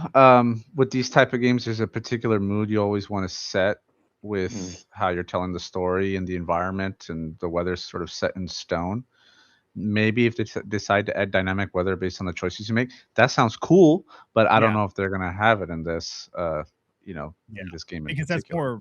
that's Yeah. more resources being involved. Then yes. Yes, then you got to have different weather types already built for the environment. How does that affect the environment? Rain, snow, hail, Yes. tornado, fire. Tsunami. The worst time to be. If I see Max 10 feet away, I'm running. I'm getting out of town. that girl's bringing a storm. She's bringing fire. Do you know from your perspective, Baqir, as well? Have you ever designed fire in your experience working in game dev, or what do you think it'd be like? Do you think it'd be difficult? I've worked with fire, but not built it directly. Like I worked with visual effects artists and had fire and sort of placing. Fire is very tricky in terms of visual effects to do and to make it look natural and feel natural, the way that it should be. But that's what VFX artists for. They specialize in that. And so for us, it's sort of they make the effect. Usually they give it to us and then we place it in the world. And usually we'll have some controls and things that they've built to be able to select like an object in the game engine that's the fire and say, okay, how tall, how big do we want it, how fast do we want it, things like that we can fine tune and tweak and then add it into the environment. So they make it easy for us. Yeah. Shout out to VFX artists. I have a question for Baqir because I'm looking at his wall right now, and I've noticed the last time, but you have a wrench mask behind you, and I do have to ask, was Watch Dogs 2 your favorite one? Yes, because I was living in San Francisco at the time. Oh, no way. Yeah, I was really curious how they do it, and I just loved how they incorporated Silicon Valley and the whole tech scene, which I was kind of like in and incorporating into the game with hacking and stuff. There was a really cool mission where you actually go into Ubisoft's offices in San Francisco and hack it. Yes. And I was like, oh, that is just so cool. and they had a trailer of like a future game that they were working on in there. Yeah. Oh man, it was so good, dude. Like I liked Watch Dogs 1, but like Watch Dogs 2, I'm enthralled with. I have the soundtrack vinyl downstairs, of course. So oh man, such a good soundtrack. And I loved Wrench. I thought Wrench was such a cool character. I was like, they need to make a game just off this guy, right? He's just so cool with the mask and everything. I thought he was just so charismatic as a character. Yeah. Did you play Legion at all? I did. Yeah. I haven't gotten to the end of it, but I thought it was very interesting. And I knew quite a few people who worked on it. I thought it was an interesting game design in terms of just any NPC being the main character. What ended up happening is then I would just keep going to MI6 headquarters and looking for the spy characters. Hey, spy. So my whole gang is just all 007s. Oh my god, bro. Baqir, I was going to ask you as well, like the price is kind of coming around at the minute. It's $40 in the US. Do you think it's going to be a short game? It's interesting because they're reusing the same setting. And so I feel like they could have it extend longer in terms of resource crunch. They can do 5 chapters. I think it's very much possible. So I don't know, maybe this has to do with market data and the finance people maybe looking at the scene and how much would people realistically make for this game and what was the player count last time? How many copies did we sell last time? And so that's how they determine the price. I still think it'll be 5 chapters because that's kind of a standard that's been set, and so they'll go 3, but I doubt. You can't tell a story like this. Just the amount that they showed, it's like this has to be 5 chapters. Yeah. KJL saying 3 days, 3 episodes, and I'm like, no. The episodic days are gone long now. Yeah, no. And people were asking in the chat before we got here if it's going to be episodic. I'm like, there's no chance it's going to be an episodic game. No, it's the full game. You know what? One thing that they've done well, they've not done the 2-week thing early. That is actually probably the best thing so far. Like just for a genuine standpoint. They listened. Like but it's smart though as well, because they must have hurt their sales more doing that. I'm pretty much convinced on that. You get like a higher margin in terms of the bigger sales in terms of that Ultimate Edition, but the sales went down on other people because you still have to buy. If someone buys the game, your commitment's there.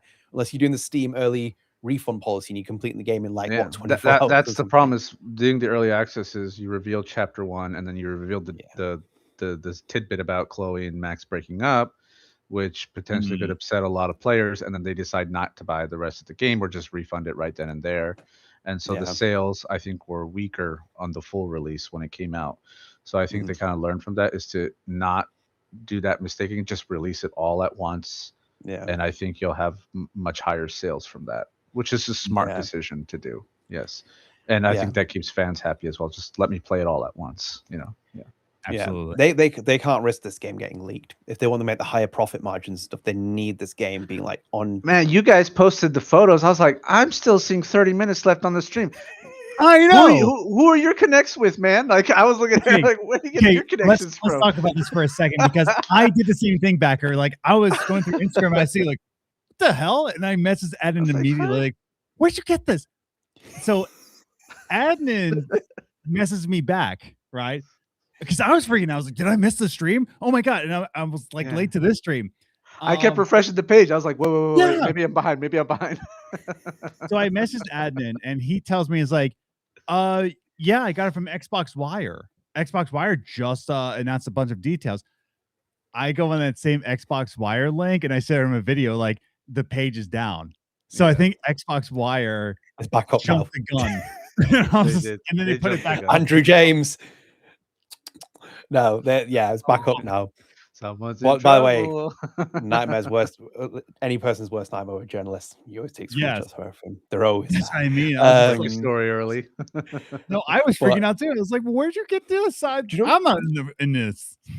In all honesty, I put it on some people like spoilers and stuff. I was not going to post them at first, but I was like, it's going to go, and literally like that, everyone posts it, and that's when your journalism thing kicks in. You have to go with the thing. It's I like, thought it's there. 2026 AI. I was like, oh, that's AI. That's probably. Let me look at it closely. Is that AI? No, God damn it! And then I see the overlook in the back. I was like, no, that looks real. That's right. I was like, is that really Chloe? But then I see it's player 1. I'm like, Adnan wouldn't use that, would he? I don't know. Like, where's he getting these images? I saw it in the forums and I was like, oh. And then I found the source that apparently it leaked. I was like, yeah, Xbox Wire putting it out there. I'm like, oh man, Xbox screwing up again. How dare you? I put that lovely little video out from our Twitter page from my one of the StrangeCast episodes. Adam asked me if Rihanna DeVries is involved. Put out like 5 minutes beforehand. I was like, enjoy. I was like, I knew that was happening. I was like, enjoy. It's been like a long time coming. That I do wonder how that's going to go, though. You know, there's so much things with that chemistry of like getting them to sync really quickly and trying to, you know, sell it to people. Again, as you said, Baqir, like not everyone's going to be happy, but like I do feel for Rihanna. Like, you know, I hope that they can kind of like just, you know, put a full performance in. Like I feel for Rihanna because they're coming back after how many years it's been. Well, they did the cameos in True Colors and stuff and whatever else, but in a serious like long-standing performances, 3. Well, I mean, they're 7 years, give or take, depending on they're professionals. You know, I think that there was you can say the same that maybe they've been concerned about with, you know, Olivia and Hannah, you know, their chemistry, or with Moses, you know, their chemistry, Blue. You know, there's always that aspect of trying to figure out if the actors have chemistry to be able to play off each other with these characters. But I think just with them being very seasoned actors at this point, that they are able to pull it off. And I saw it in the trailer with them interacting. I was like, yeah, okay, you know, it's different because it's not Ashley, but it's still it will be different. Yeah. You have to expect that. But I think, you know, it'll be fine. Yeah. I think again it has that effect with having John Zimmerman and a couple other people like kind of from that Life is Strange BTS days. You know, my boy Webb's not there anymore. You know, I wish he was still there. Like that would have been the perfect time. Shout out to Webb, by the way. I know. I you know, it's tragic. Like you bringing back the Before the Storm elements, and the last like massive person that was connected to like the co-director isn't there, man. What a tragic moment that is. It's like I'm like, oh my God, it's just so sad to see that. But like, you know, again, we're at where we're at, aren't we? It's just a crazy time. Hold on a second. So KJL saying at 37 seconds, do we see Elliot's? I'm looking at this right now. I'm not seeing anything. I think NPC character you're gonna get. There's no way. I do not see Elliot. Yeah. Oh, wait. No, that's not Elliot. Okay, I know what you're referring to. It's at 35 seconds in the trailer. No, it's not Elliot. Yeah, there's no way. Yeah, even Mysterious, the new male character, does resemble Elliot. I can see where you thought so. I can definitely see that. Okay, so I'm going to share my screen right now so you all can see it. What KJL is referring to. Okay, this character right here. Oh, you take it back off the screen. I've taken him off the screen. He doesn't belong here anymore. But I'm outie like a Saudi. Oh my God. Come on, there he is. Yeah, we're going back. Maybe. I don't think so, though. I don't think that's Elliot. That's an NPC. That's generic NPC _5. That's what KJL is referring to, I believe. KJL, correct me if I'm wrong. Yeah. I could put the Deck 9 logo on that and then put Square Enix's Max and see how that goes as a reaction. I mean, that's like, that would talk like the actual, like, representation of what they do to the thing. Oh my God. I would very much like if the game is a huge success, that maybe Deck 9 can continue to move forward. I would hope so as well. Yeah. I think they got enough to kind of keep, at least for the moment, as it is, to kind of maybe get a funding or something. But I think it does hinge where this goes from, like in terms of the revenue and the profit and stuff. I think this game will sell better than Double Exposure. Depends if it offsets the cost of it and everything else in between it. But I think at least with this point, if they're if it doesn't sell, then I think the franchise is gonna be on ice for a very, very, very long time. Thank you, Baqir. Just built my entire brand around this. My podcast, so buy the game, guys. Show your support. Buy the game. Do you want StrangeCast to continue? Critique it, but buy the game. Do you want StrangeCast to continue? Because otherwise, we're screwed here. Yeah. Then what do we have to talk about, right? Just Lost Records, Bloomin' Rage. Yuck. We won Life is Strange. They moved on from that as well. Like we lost the other. Oh yeah, that's not nice too. Oh dang it. Well, we're now the Dispatch podcast, everybody. How's it going? God damn, man, you're just on Dispatch. I sent you the image, Adnan, by the way, if you wanted to make a meme out of it. Oh yes, I'm going to. I'm gonna put it on Twitter for the numbers. I want the numbers, please.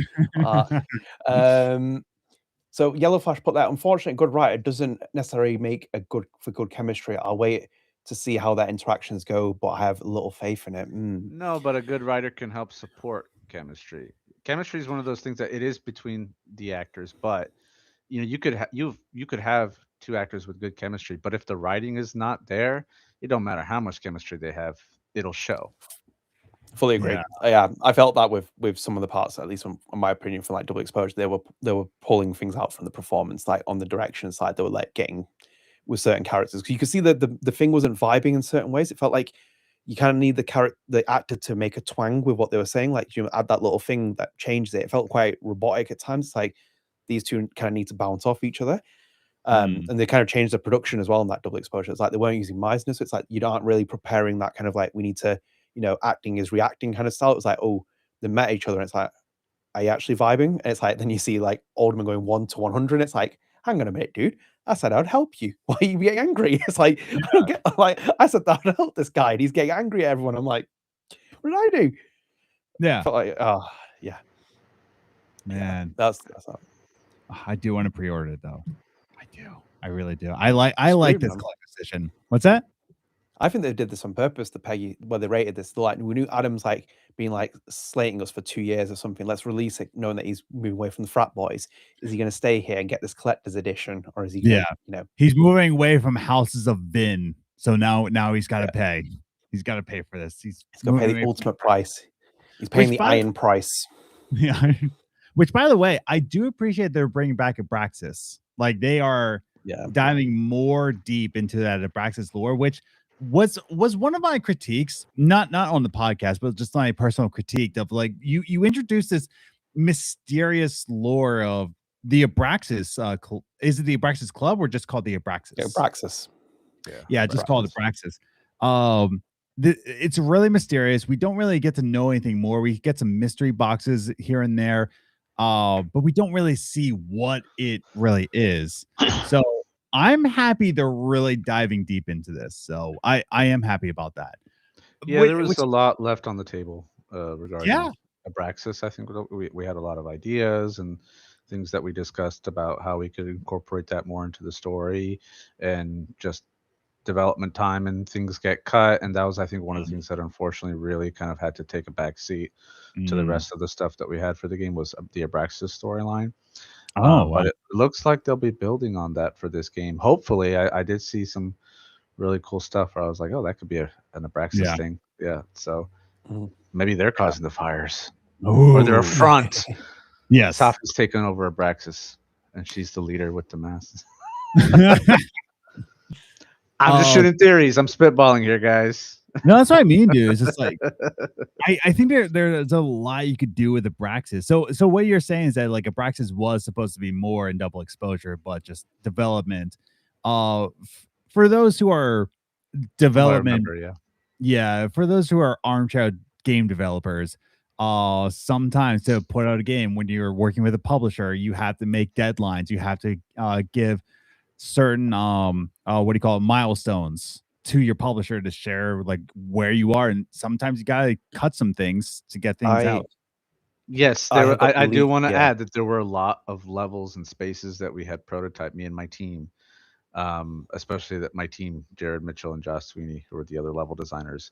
They really helped build a lot of the spaces. And there was some really cool stuff that they had prototyped that I was so excited about that ended up getting cut. And that's just the reality of game development. There was a lot more stuff that we had built that just didn't make the cut. And that again, that happens. Maybe it'll come back in this game, hopefully. We'll see. But if it does, I'll be really happy for those guys to see their levels come back. Yeah. They're gonna have the emergency break the glass at deck 9 where it says Baqir Shah's levels, designs and stuff. Like it's in a box in the corner. I just I slid it under the office at the front door. Here you go. just for the two of you as well, and also for everyone on stream, I found the leak that confirms who did the fire for Caledon University, and I'll pull up on the screen for you all so you can see it. There it is. Vince Alderman himself. This is what he's going to be doing during the entire plot of double exposure. He's just going to be sat there waiting, being like, okay, I'm burn this place down. There's so many different characters that they would have the motivation to burn this place down. Safi, Alderman. Oh, the cat Chloe. From the cat. The cat. So I'm burning this place down. Do you know what, though, as well? I will say that just make it someone beige who's burning it down. At this point, don't do the whole murder mystery kind of thing. Just do it someone beige. Let's wrap this up. Land it. Just land the game. That's all that needs to happen. We've already got to where we are. I just want a fitting landing. Get it done. Just make it Lucas. Make it Lucas. You already established he's the villain at the end of the last game. Don't. Every time you guys say burn it down, I'm thinking of Anthony Anderson from Harold and Kumar. Yeah. Let's burn this motherfucker down, Pookie. Oh, dear. Damn. Just to remind the chat here, we are almost at 80 likes, and as promised before, if we get to 300 likes, one nipple will be shown. Whose nipple? It's up to you. I'm bouncing. When we get to that point, I want to see. Oh wow. Yeah, so crazy time. Like I just even seen that reveal and stuff. Like, you know, I do what as well. I will say that I think like no matter whatever happens, I think there's a lot of developers putting a lot of love into that project just to get it out through the door, especially with all the stuff that's happened with Square Enix and Deck 9. I think like, you know, I hope that they get their game out and they can show it in the way it gets at least, you know, an appreciation much more so in these circumstances. Yeah. So fingers crossed. Conclude the story, and they've declared this is going to conclude the story. Yeah. And I feel like teams like we just want to put a nice bow on it. Hey, we gave you what you wanted. There you go. It's done. Yeah. Sayonara. I will ask you, Adnan. A lot of people in the chat have been chat here and chat in the reveal trailer saying like, "Where's Rachel? Where's Rachel?" Gotta ask you, has Kylie been visiting her family in Kansas? That was Katie. wasn't it? I know that I'm referring to a joke, Adnan, where Katie Vance was like, "Yeah, I'm going to Kansas." I'm not telling anybody she's going to Colorado. Well, it's definitely not Kylie to be doing that. Like they would have dropped that in I would have dropped that in the material of the trailer. Square Enix's motif would have been eliminate surprises. It's coming straight in. No, you get another Loretta Rice jacket. That's what you're getting. No more Rachel Amber theories. That's what we're doing. Do you know what? Yeah. It'd just be like, do you know what? If it was me, I would do it. Because at this point, I'm like, right, I just need to complete. I'm doing the Cody Rhodes finishing the story. This is my job at this point. I will finish the story no matter what. And that should be the behind the scenes motto: finish the story. Yeah. Yes. Be like Master Chief, finishing this fight. Mate, it's gonna be Jonathan Zimmerman go up to people, point, and be like, they chant that at the beginning of every stand-up. Finish the story. Let's begin. Thank you. There's Maker JU4 like Kylie. Yeah, sorry. I'm sorry, but it makes no sense for Rachel to come back. LMAO, pretty much. Don't add more to it. Keep it simple. You brought Chloe back now. You're playing your dice now. You're playing the biggest. It's the riskiest game as well. Like even the pivot and bringing her back is big. Just finish it. Use Chloe and Max as your central characters. Really build the narrative around them. Get them to be the focal point. Use these other characters to support it. Logically wrap it up. Put it to bed. Tuck it to bed. Game over. That's it. Doesn't Rachel die before the events kind of diverge in the beginning in the first game? Yes, Rachel. So I think we've merged some timelines. Well, the timelines have merged, but the fixed point was Chloe's death. Rachel dies before that, so I don't think she's attached to this timeline merger. Because if you were to follow how time sort of works in the entertainment district, with things like Marvel and stuff, like you have the fixed point. The butterfly effect really happens at the point where Chloe's about to be shot. And so because Rachel dies before that event is sort of set in stone. So I don't think Rachel will make a comeback unless they write it in that way. But logically, it wouldn't make sense to me. I would refer you back to Brendan Fraser's The Mummy, where Imhotep has brought back an Anaxamun, and they also use the Book of the Dead to bring it back. So whilst Loretta Rice looks very much like Rachel Amber, that is actually on the nose. They're going to bring her back as Loretta Rice. So you can see Rachel Amber go to the junkyard. You can see Loretta Rice go to the junkyard, open the Book of the Dead, pray, and bring the soul of Rachel Amber into her. Do you know what? If that's I don't think Life is Strange is going to go that strange. Do you know what? And if they did that happen in the scene, I'd be like, I'm not forgiving any single person that worked on this project. I'm like, you had one job to land this game, and then you start doing something spiritual. Like, just leave it. No sense. Rachel use Max and Chloe. The fires. There you go. It's Rachel's fury. Hot Dog Man also says, I'm not asking for Rachel to return. I'm saying I wouldn't be surprised at this point, reheating 10-year-old nachos. And I don't think so everybody's asking. Yeah, that's what I mean. I think everybody's asking for Max and Chloe. I don't think very niche in the community, very, very niche in this already niche community, are asking for Rachel to come back. I think all of us understand that Rachel is dead. If you've played Life is Strange 1, Before the Storm kind of concluded her story. It's nice to want things, but we all understand it. Like story-wise, it just doesn't make sense. It's like Leia flying through space all over again. Like, why is this happening? Another thing as well, with Emma's comics and when she did Life is Strange, she had Rachel, Max, and Chloe on the screen. You have 3 really big personalities there who all need attention in their own way. You're causing too much of a mess on top of things that you're already trying to kind of deal with. Stick to the basics. You bought Chloe back. You made the big decision. You're merging the timelines, converging it. Use Max and Chloe as the main focal point. Other characters accompany it. You have a story going on in the background. Get it to the logical point. We're done. No Rachel Amber. Rachel Amber coming into the story just makes it even more of a mess. And again, even with then you're going Avengers X-Men.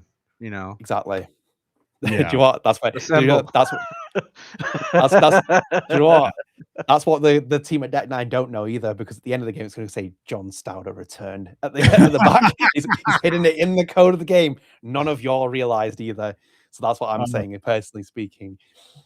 I did see a lot of people in the Life is Strange chat when the reveal trailer. A lot of people were saying, "Where are the Wolf brothers? Where are the Wolf brothers? I need Sean and Daniel. Where are they?"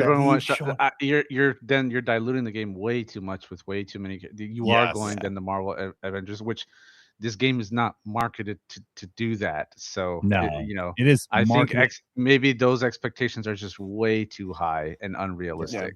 You're getting a You know- Max and Chloe adventure again, and I think you should Mm. enjoy it for that, what it is.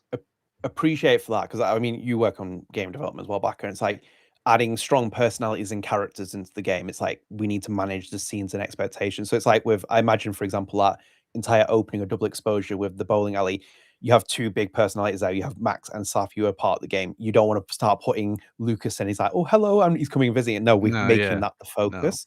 No. Yes. Yeah. No, you don't want to do that. You need sort of a Marvel strategy to do something like that, like I mentioned, where Yeah. you're building up all these characters with their own separate games, and then have one game where you kind of get them together. Um, that's not really present here, so I don't think it would really work. And again, I don't think they intend to do that. This is a Max and Chloe game primarily as a callback to the first game to conclude their story, give fans some of that nostalgia, and a Max and Chloe adventure again. Just enjoy it for that. Yeah, I think asking for too much, you know, is unrealistic. You want your cake and you want to eat it too, kind of thing. You know, exactly. No, I think like you said before, if we just focus up on saying that this is going to be the finale of Max and Chloe, we are tying the knot. Everyone's asking for Max and Chloe. That's it. And I do like in the trailer that Hanatel put it in, like, hey, Chloe had her own standalone game, I had my own standalone game, and now we're coming back together.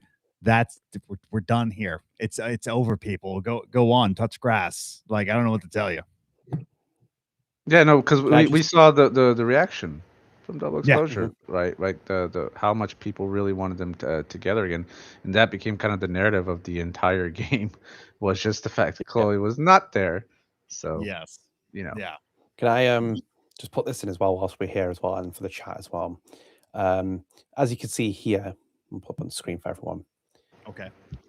12 days ago, I made my infamy debut Oh, on here we go. Life is Strange Reddit. It came on. I Yes. was like, oh my God, what's happening here? As you can see there, if Double Exposure sets up the next game to be a specific type of story, I hope D9 at least fully commits to this, to the stupidity of this concept, pansy cake, and does some actual bonkers stuff. As you can see there, I put my little thread of like them smashing the timelines together, putting it all together, and yeah, just you know, nice little comment there, just to say that I was right about that. do some actual Avengers type shit. You know, look, I said you like that's what you're doing, putting the timelines together. I was right about that. I want my vindication. I want my hour. Give me that. Mhm.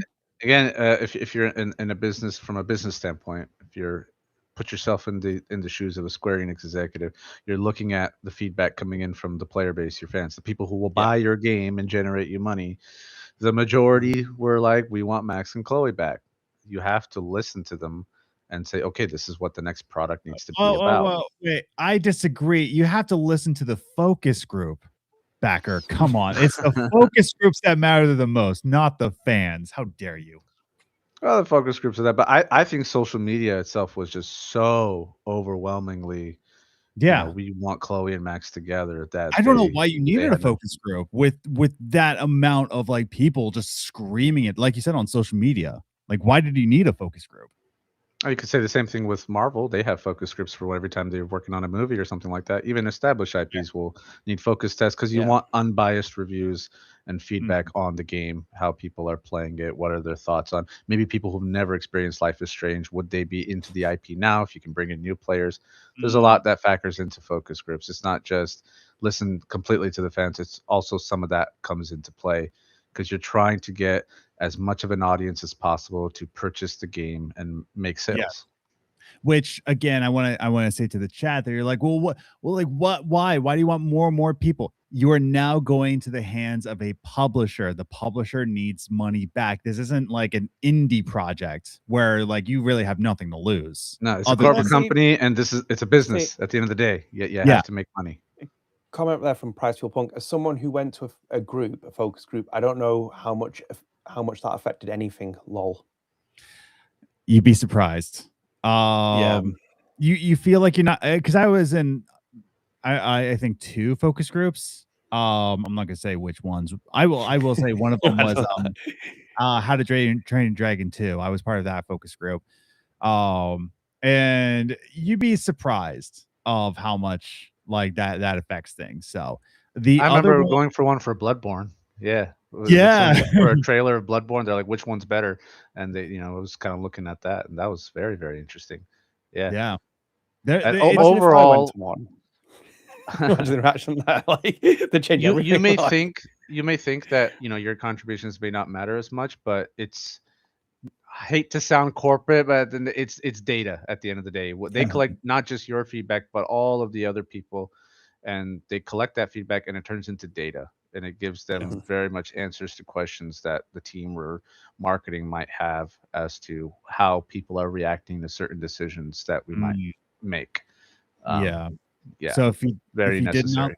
if you didn't like Bloodborne, or if you didn't like How to Train Your Dragon 2, you know who to blame. These two right here. Well, if you don't like the trailer for Bloodborne, Yeah, Yeah. the trailer. Yeah.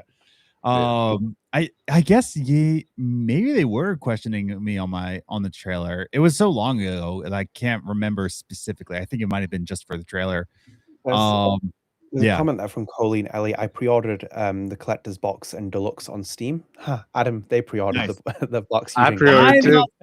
I'm not I am as saying well. I want to. I'm moving houses. The other, Why don't you intercept it whilst you're driving? Well, here's the thing. So the other pre-order that I have coming in, and I pre-ordered this in November, right? Mm-hmm.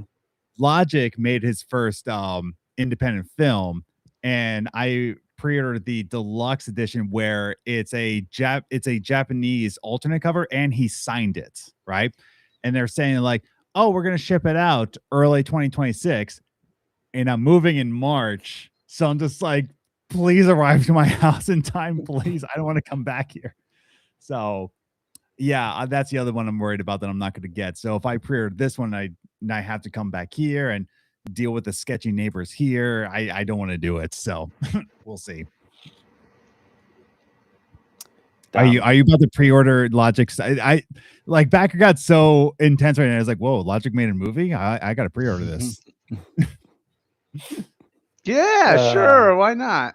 Yeah, that's what I said. I was like, yeah, why not? I like Logic, and it's coming out with 5 unreleased albums that he made. So I was like, oh, okay, yeah, so you're sure. Gonna pre-order the Reunion Collector's Edition? No, because Logic's not involved. Why would I do Reunion if Logic's not even in the game?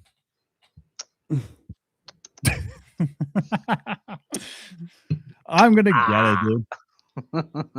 Ashton says get a PO box. I have been thinking about that because I do move a lot. I have been considering a PO box just for that specific reason. So maybe I don't. How much do PO boxes cost? I don't even know. It can be anywhere from $25 to $50 a month. Okay, that's not bad. Yeah, we'll I see. used to work in a post office. I feel boy, sorry about that. Oh. Lucy Hale posted the stuff on Twitter, on Instagram, and she put here as well. Today's bittersweet. We are able to reveal the show for Life is Strange Union. Extraordinarily exciting time for the franchise as Chloe Price returns as a playable character alongside Max Caulfield, partners in time, reunited for the ultimate time. But I'm not releasing the show with a full team at Square Enix External Studios, a team that I've iterated, fed back, suggested flow edits, supported me when my entire game capture hard drive died and ruined my whole timeline, and that sucks. The reveal show is a culmination of so much pre-production prep, 10 plus drafts of script, approximately 75 versions of the Ounce trailer. Massive shout out to Rob Rinder for You Legend, overseas crew hire, location scouting, working with the wonderful actors Hannah Tell and Rihanna DeVries, all kinds of things there. It's like a lot of love project for a lot of people there. Even Tessa Rose Jackson sending lots of love, sending so much love, which is quite cool. Did they talk about the soundtrack? No, they did not say who the composer is yet. They have not revealed me yet as the composer, so that secret's still safe with me. I'm guessing they went back with Tessa Rose. That's my guess. I don't know. I think they might have rolled the dice with Daughter and brought them back just to do like a maybe I don't know. Like I feel like Daughter might be out of the question for them. I don't know. It Well, they could be. released that song recently, and it's like literally become active again on profiles and stuff. And they brought the Before Storm elements back. There was literally, was it the song that released? Was it Not Enough? An unreleased song or something, or was it a release song that was like 10 years on or something? Maybe. Yeah. Okay, I can get behind that. Where was it now? Daughter. There we are. Yeah, Not to Disappear recording session from 2015, and they've been putting the song back out. Not to Disappear, our second album, was released exactly 10 years ago, and they've kind of been active posting little things and trinkets. Yeah. Kind of like, you know. Yellow Flash Huckage is saying, can we get a link? A link to what? Because both Kevins are talking about Logic, and that's why me and Kevins are always correct all the time. But a link to what? Yellow Flash? To the Daughter soundtrack? What are you talking about? Imagine if they got Sid Matters. There's no way, dude. No, he's going on tour. He's busy. Yeah, he's busy. There's no way they're going Sid Matters. Yeah. I'm gonna guess we're coming up to the end of this stream. Am I wrong? Yeah. So if you have any last minute questions, if you want to post some likes, like I said, 300 likes, you get my nipple guaranteed. While we're streaming, okay. Once this is a VOD, no, nipple is off the table. Aren't you reading some article? What are you talking about, Yellow Flash? Was that me? What are you talking about? If it was me that was reading it, it was Lucy Hale's. Too blatantly a copy. Yes. Inferno. So I do see a lot of similarities in terms of formula with the first game. So there's a lot I think you'll see from similar if that was in the first game that'll be in this game. Yeah, I think it'll be similar in terms of that like concept and stuff, but I think it's going to bleed into the Before the Storm Deck 9 style, where it goes a bit more actiony and kind of changes in that direction, and to kind of add their lick of paint on it. I think to kind of just at least, I mean, there'll be more fast paced, not kind of like move a bit forward because of all the jeopardy and stuff that they'll put into it. I'm just hoping that Square Enix's trailers don't ruin the surprise inside. You see Safi with a lighter, and I'm like, oh, like we're revealing that again, aren't we? You know. Yeah. I'm just hoping they keep it as mysterious as possible, because it actually might add to the value of this game of trying to get out as well. But again, I don't know what the focus group said about that. They might be like, yeah, we want to reveal who did that, you know? You guys get those kind of datas, don't you? So yeah, that's that. So I think we are quite far into it. But yeah, thank you for joining us all, guys. I know it's 100 plus people for the majority of the stream for like last part, which is amazing. Oh yeah. And big numbers from Baqir, that's why. That's why it's got it there.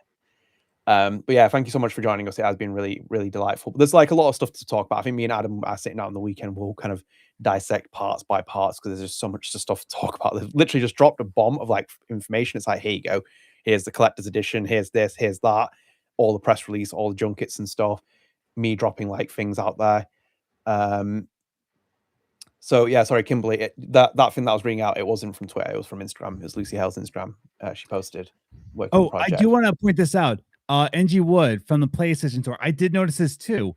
Exclusive soundtrack, rich original music and songs from licensed tracks, both nostalgic and new. I noticed that too. I'm just like, what do you mean by nostalgic? Are you talking about some daughter tracks?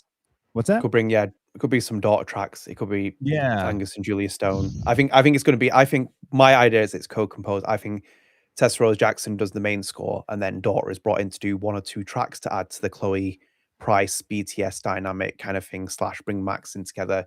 I think they might be doing that.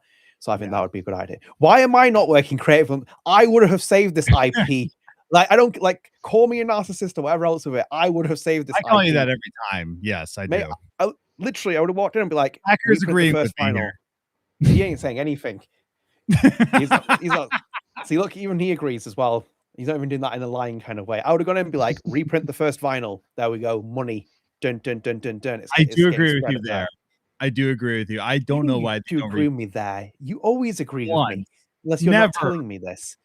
I never agree with you. That's why you bring me on these podcasts. It's form a new company, call it Life is Strange Incorporated, buy the rights to the IP. Boom. True. I mean, in my hands it'd be dangerous. But yeah, that's that. Look at that as well. We got a nice comment as well there from Sahel. Thanks. Great insight from Baqir as well. Yeah. What you get, guys, you get all the great things here. And you spell his name correctly. So thank you for that. There you go. Yeah. You get to stay in the chat for that. Not blocked Jesus this time. Christ. Kevin would make Life is Strange great again. Oh, I just entered the weird territory here, as he just said that in the wrong kind of way. That phrase has two complete opposites. I feel like he is. I feel like he has not said that in the way that he wanted to say it. But well, he's from Austria, so what do you expect from that country? How dare you? That look that as well, Ashton as well. Maybe Max plays a guitar and with Hannah's song. Like, please play the freaking guitar, man. It's such an easy win there. Yeah. It's so easy. Just get it done. Thank also, you, Ashton. Kevin, are you saving Vin Lang? You know what, Vin? You know what, Kevin? You know what? If Vin gets thrown into that fire, I won't miss him. Oh my god! For those asking about the dissection videos from the hidden one, he actually made a couple of videos dissecting really double exposure. I thought it was very interesting feedback. I was like, oh, that's pretty valid. Yeah. Okay. Yeah. Ooh, look at that late import from you go. Oh, I was gonna say Hannah's music in the game, but yeah. No, I was gonna say Lost Fans. I just got home from work and watched the trailer. Sad I missed the stream, but man, the game does not look promising. I think, like I said this before, because of the backlash of double exposures, unfortunately, this is double exposure's younger brother, right? Where you had that brother that you were just like, I'm not too keen on. Then the younger brother comes in, you want to kick him in the throat. But in all actuality, give the little brother a chance. You know what I mean? And I know Baqir Shah is no longer part of this game, but please give this one a shot. Do you know? Yes. Dr. Blue DW's part. I'm a few minutes behind, but the announcement trailer credits the music used to Tessa Rose Jackson. I reckon she's involved again. Do you know what the worst part is as well? This game comes out on the 26th. Obviously, the game won't be released in the collector's box. And me and Jace are going to see Tessa Rose Jackson before then. Oh, wow. Yeah, that's true. I'm like, God damn it. I'm like, yeah. To those saying that who are saying we will not buy it because of double exposure. Again, if you are a fan of the franchise, again, if it's that bad where you're like, I don't want to buy it or play it, then that absolutely is 100% your choice. But don't be surprised then if the franchise doesn't make a return, because the only way that you can make another one is if you have enough sales from the previous title. That's business, that's economics. And if you like the franchise overall and want to support it, then it is important. Even if you can still have your critique and say what you didn't like about it. But people don't realize how important it is when you do purchase a copy. You know, that does have an impact in making those decisions of, are we going to make another one or not? And if you want to see another one, then it's important for you to show your support. And they are trying. They're trying by putting Chloe into this game. They're like, they listen. People are, we want Chloe. Okay, here's Chloe. So what do you want now? And I'm saying now we want Rachel. No. They want Baqir Shah. That's what they want. That's what the damn focus groups are asking for. That's what the level design. I'm good. I've seen a little bit from the very vocal fan base. I was like, yeah, I'm okay. No, like that's a good question. Space AG1, how many have pre-ordered so far? I've seen a lot of people in the chat saying they've already pre-ordered. So yeah, and like I said, you got to pre-order so that they see the numbers and they're like, okay, this is made the right call. Like I said, if I wasn't moving houses, I would have pre-ordered the collector's edition. I do think the value of the collector's edition, it's one of the best collector's boxes I've seen in video games of recent times, like in the past 3 years. Because a lot of collector's editions, I'm looking at this thing like, one, it doesn't include the game, most of these collector's editions. And number two, all the little knickknacks inside, I don't really care about. But this one, now I am a vinyl collector. So that does speak to me, like the slip mat, especially. Like I get a new slip mat. I get my new guitar picks that they're calling plectrums. Great. so I get to play my little guitar with those plectrums. But yeah, I do like this collector's edition. It's a nice edition. It's nicely priced, $100, and you get the game with it. I'm good. Yeah, I yeah. like- You didn't get the game with it last time. Yeah. It didn't come with a copy But of it the was- game. It was down in value though. I looked at it before because I looked on the order side. It was £60 for the collector's box, and then now it's 110. So they put the game in there. So again, I think they just that might be- realized, people assumed that they would get a copy and they were disappointed. Yeah. So they said, we'll just raise the price and include the game so people know that they can expect. which Yeah. is fine as well. I'm like fine Yeah. with that kind of thing. But Like, I'm not going to use the yeah. guitar picks, but Yeah, exactly. Yeah. the poster looks cool. Yeah. Oh yeah, the posters. Like the posters look nice. The drugstore makeup poster, that looks really cool. I'm going to frame that. You're going to see more stuff, Yeah. once that comes No, in. I'm looking Polaroid at art this. cards. They've got the 3 art cards. You'll be seeing more of that. Yeah. I think I like the value think- of this. It's good. I think at this point we'll wrap up. So I think we've been on for a while. So obviously, thank you everyone for joining. Obviously, Baqir, thank you for coming back on. It's great having your insight on everything that's happened, guys. We'll try and put a VOD out of this version. Me and Adam will come back on Saturday in terms of recording a pre-recorded StrangeCast. We'll kind of dissect into every micro detail we can humanly do as well in this game, and everything else has been a roller coaster following it behind the scenes as we have done, and you're kind of seeing the effects of what's happening here. So I'll be interested to gauge what's happening. But yeah, hope you all enjoyed it. Please like if you are here as well. It does help support the channel. If you can get us to 100 likes, that's great. And we'll also make sure we'll get a VOD version out for you guys to watch as well, and I'll get that turned over as soon as humanly possible. But it's been really great having you here. Thank you so much. It's been crazy the numbers as well, because I didn't think we'd get that, but it's been nice catching you all. Take care of yourself, and we'll see you in the next StrangeCast. Bye. See you guys. Stop.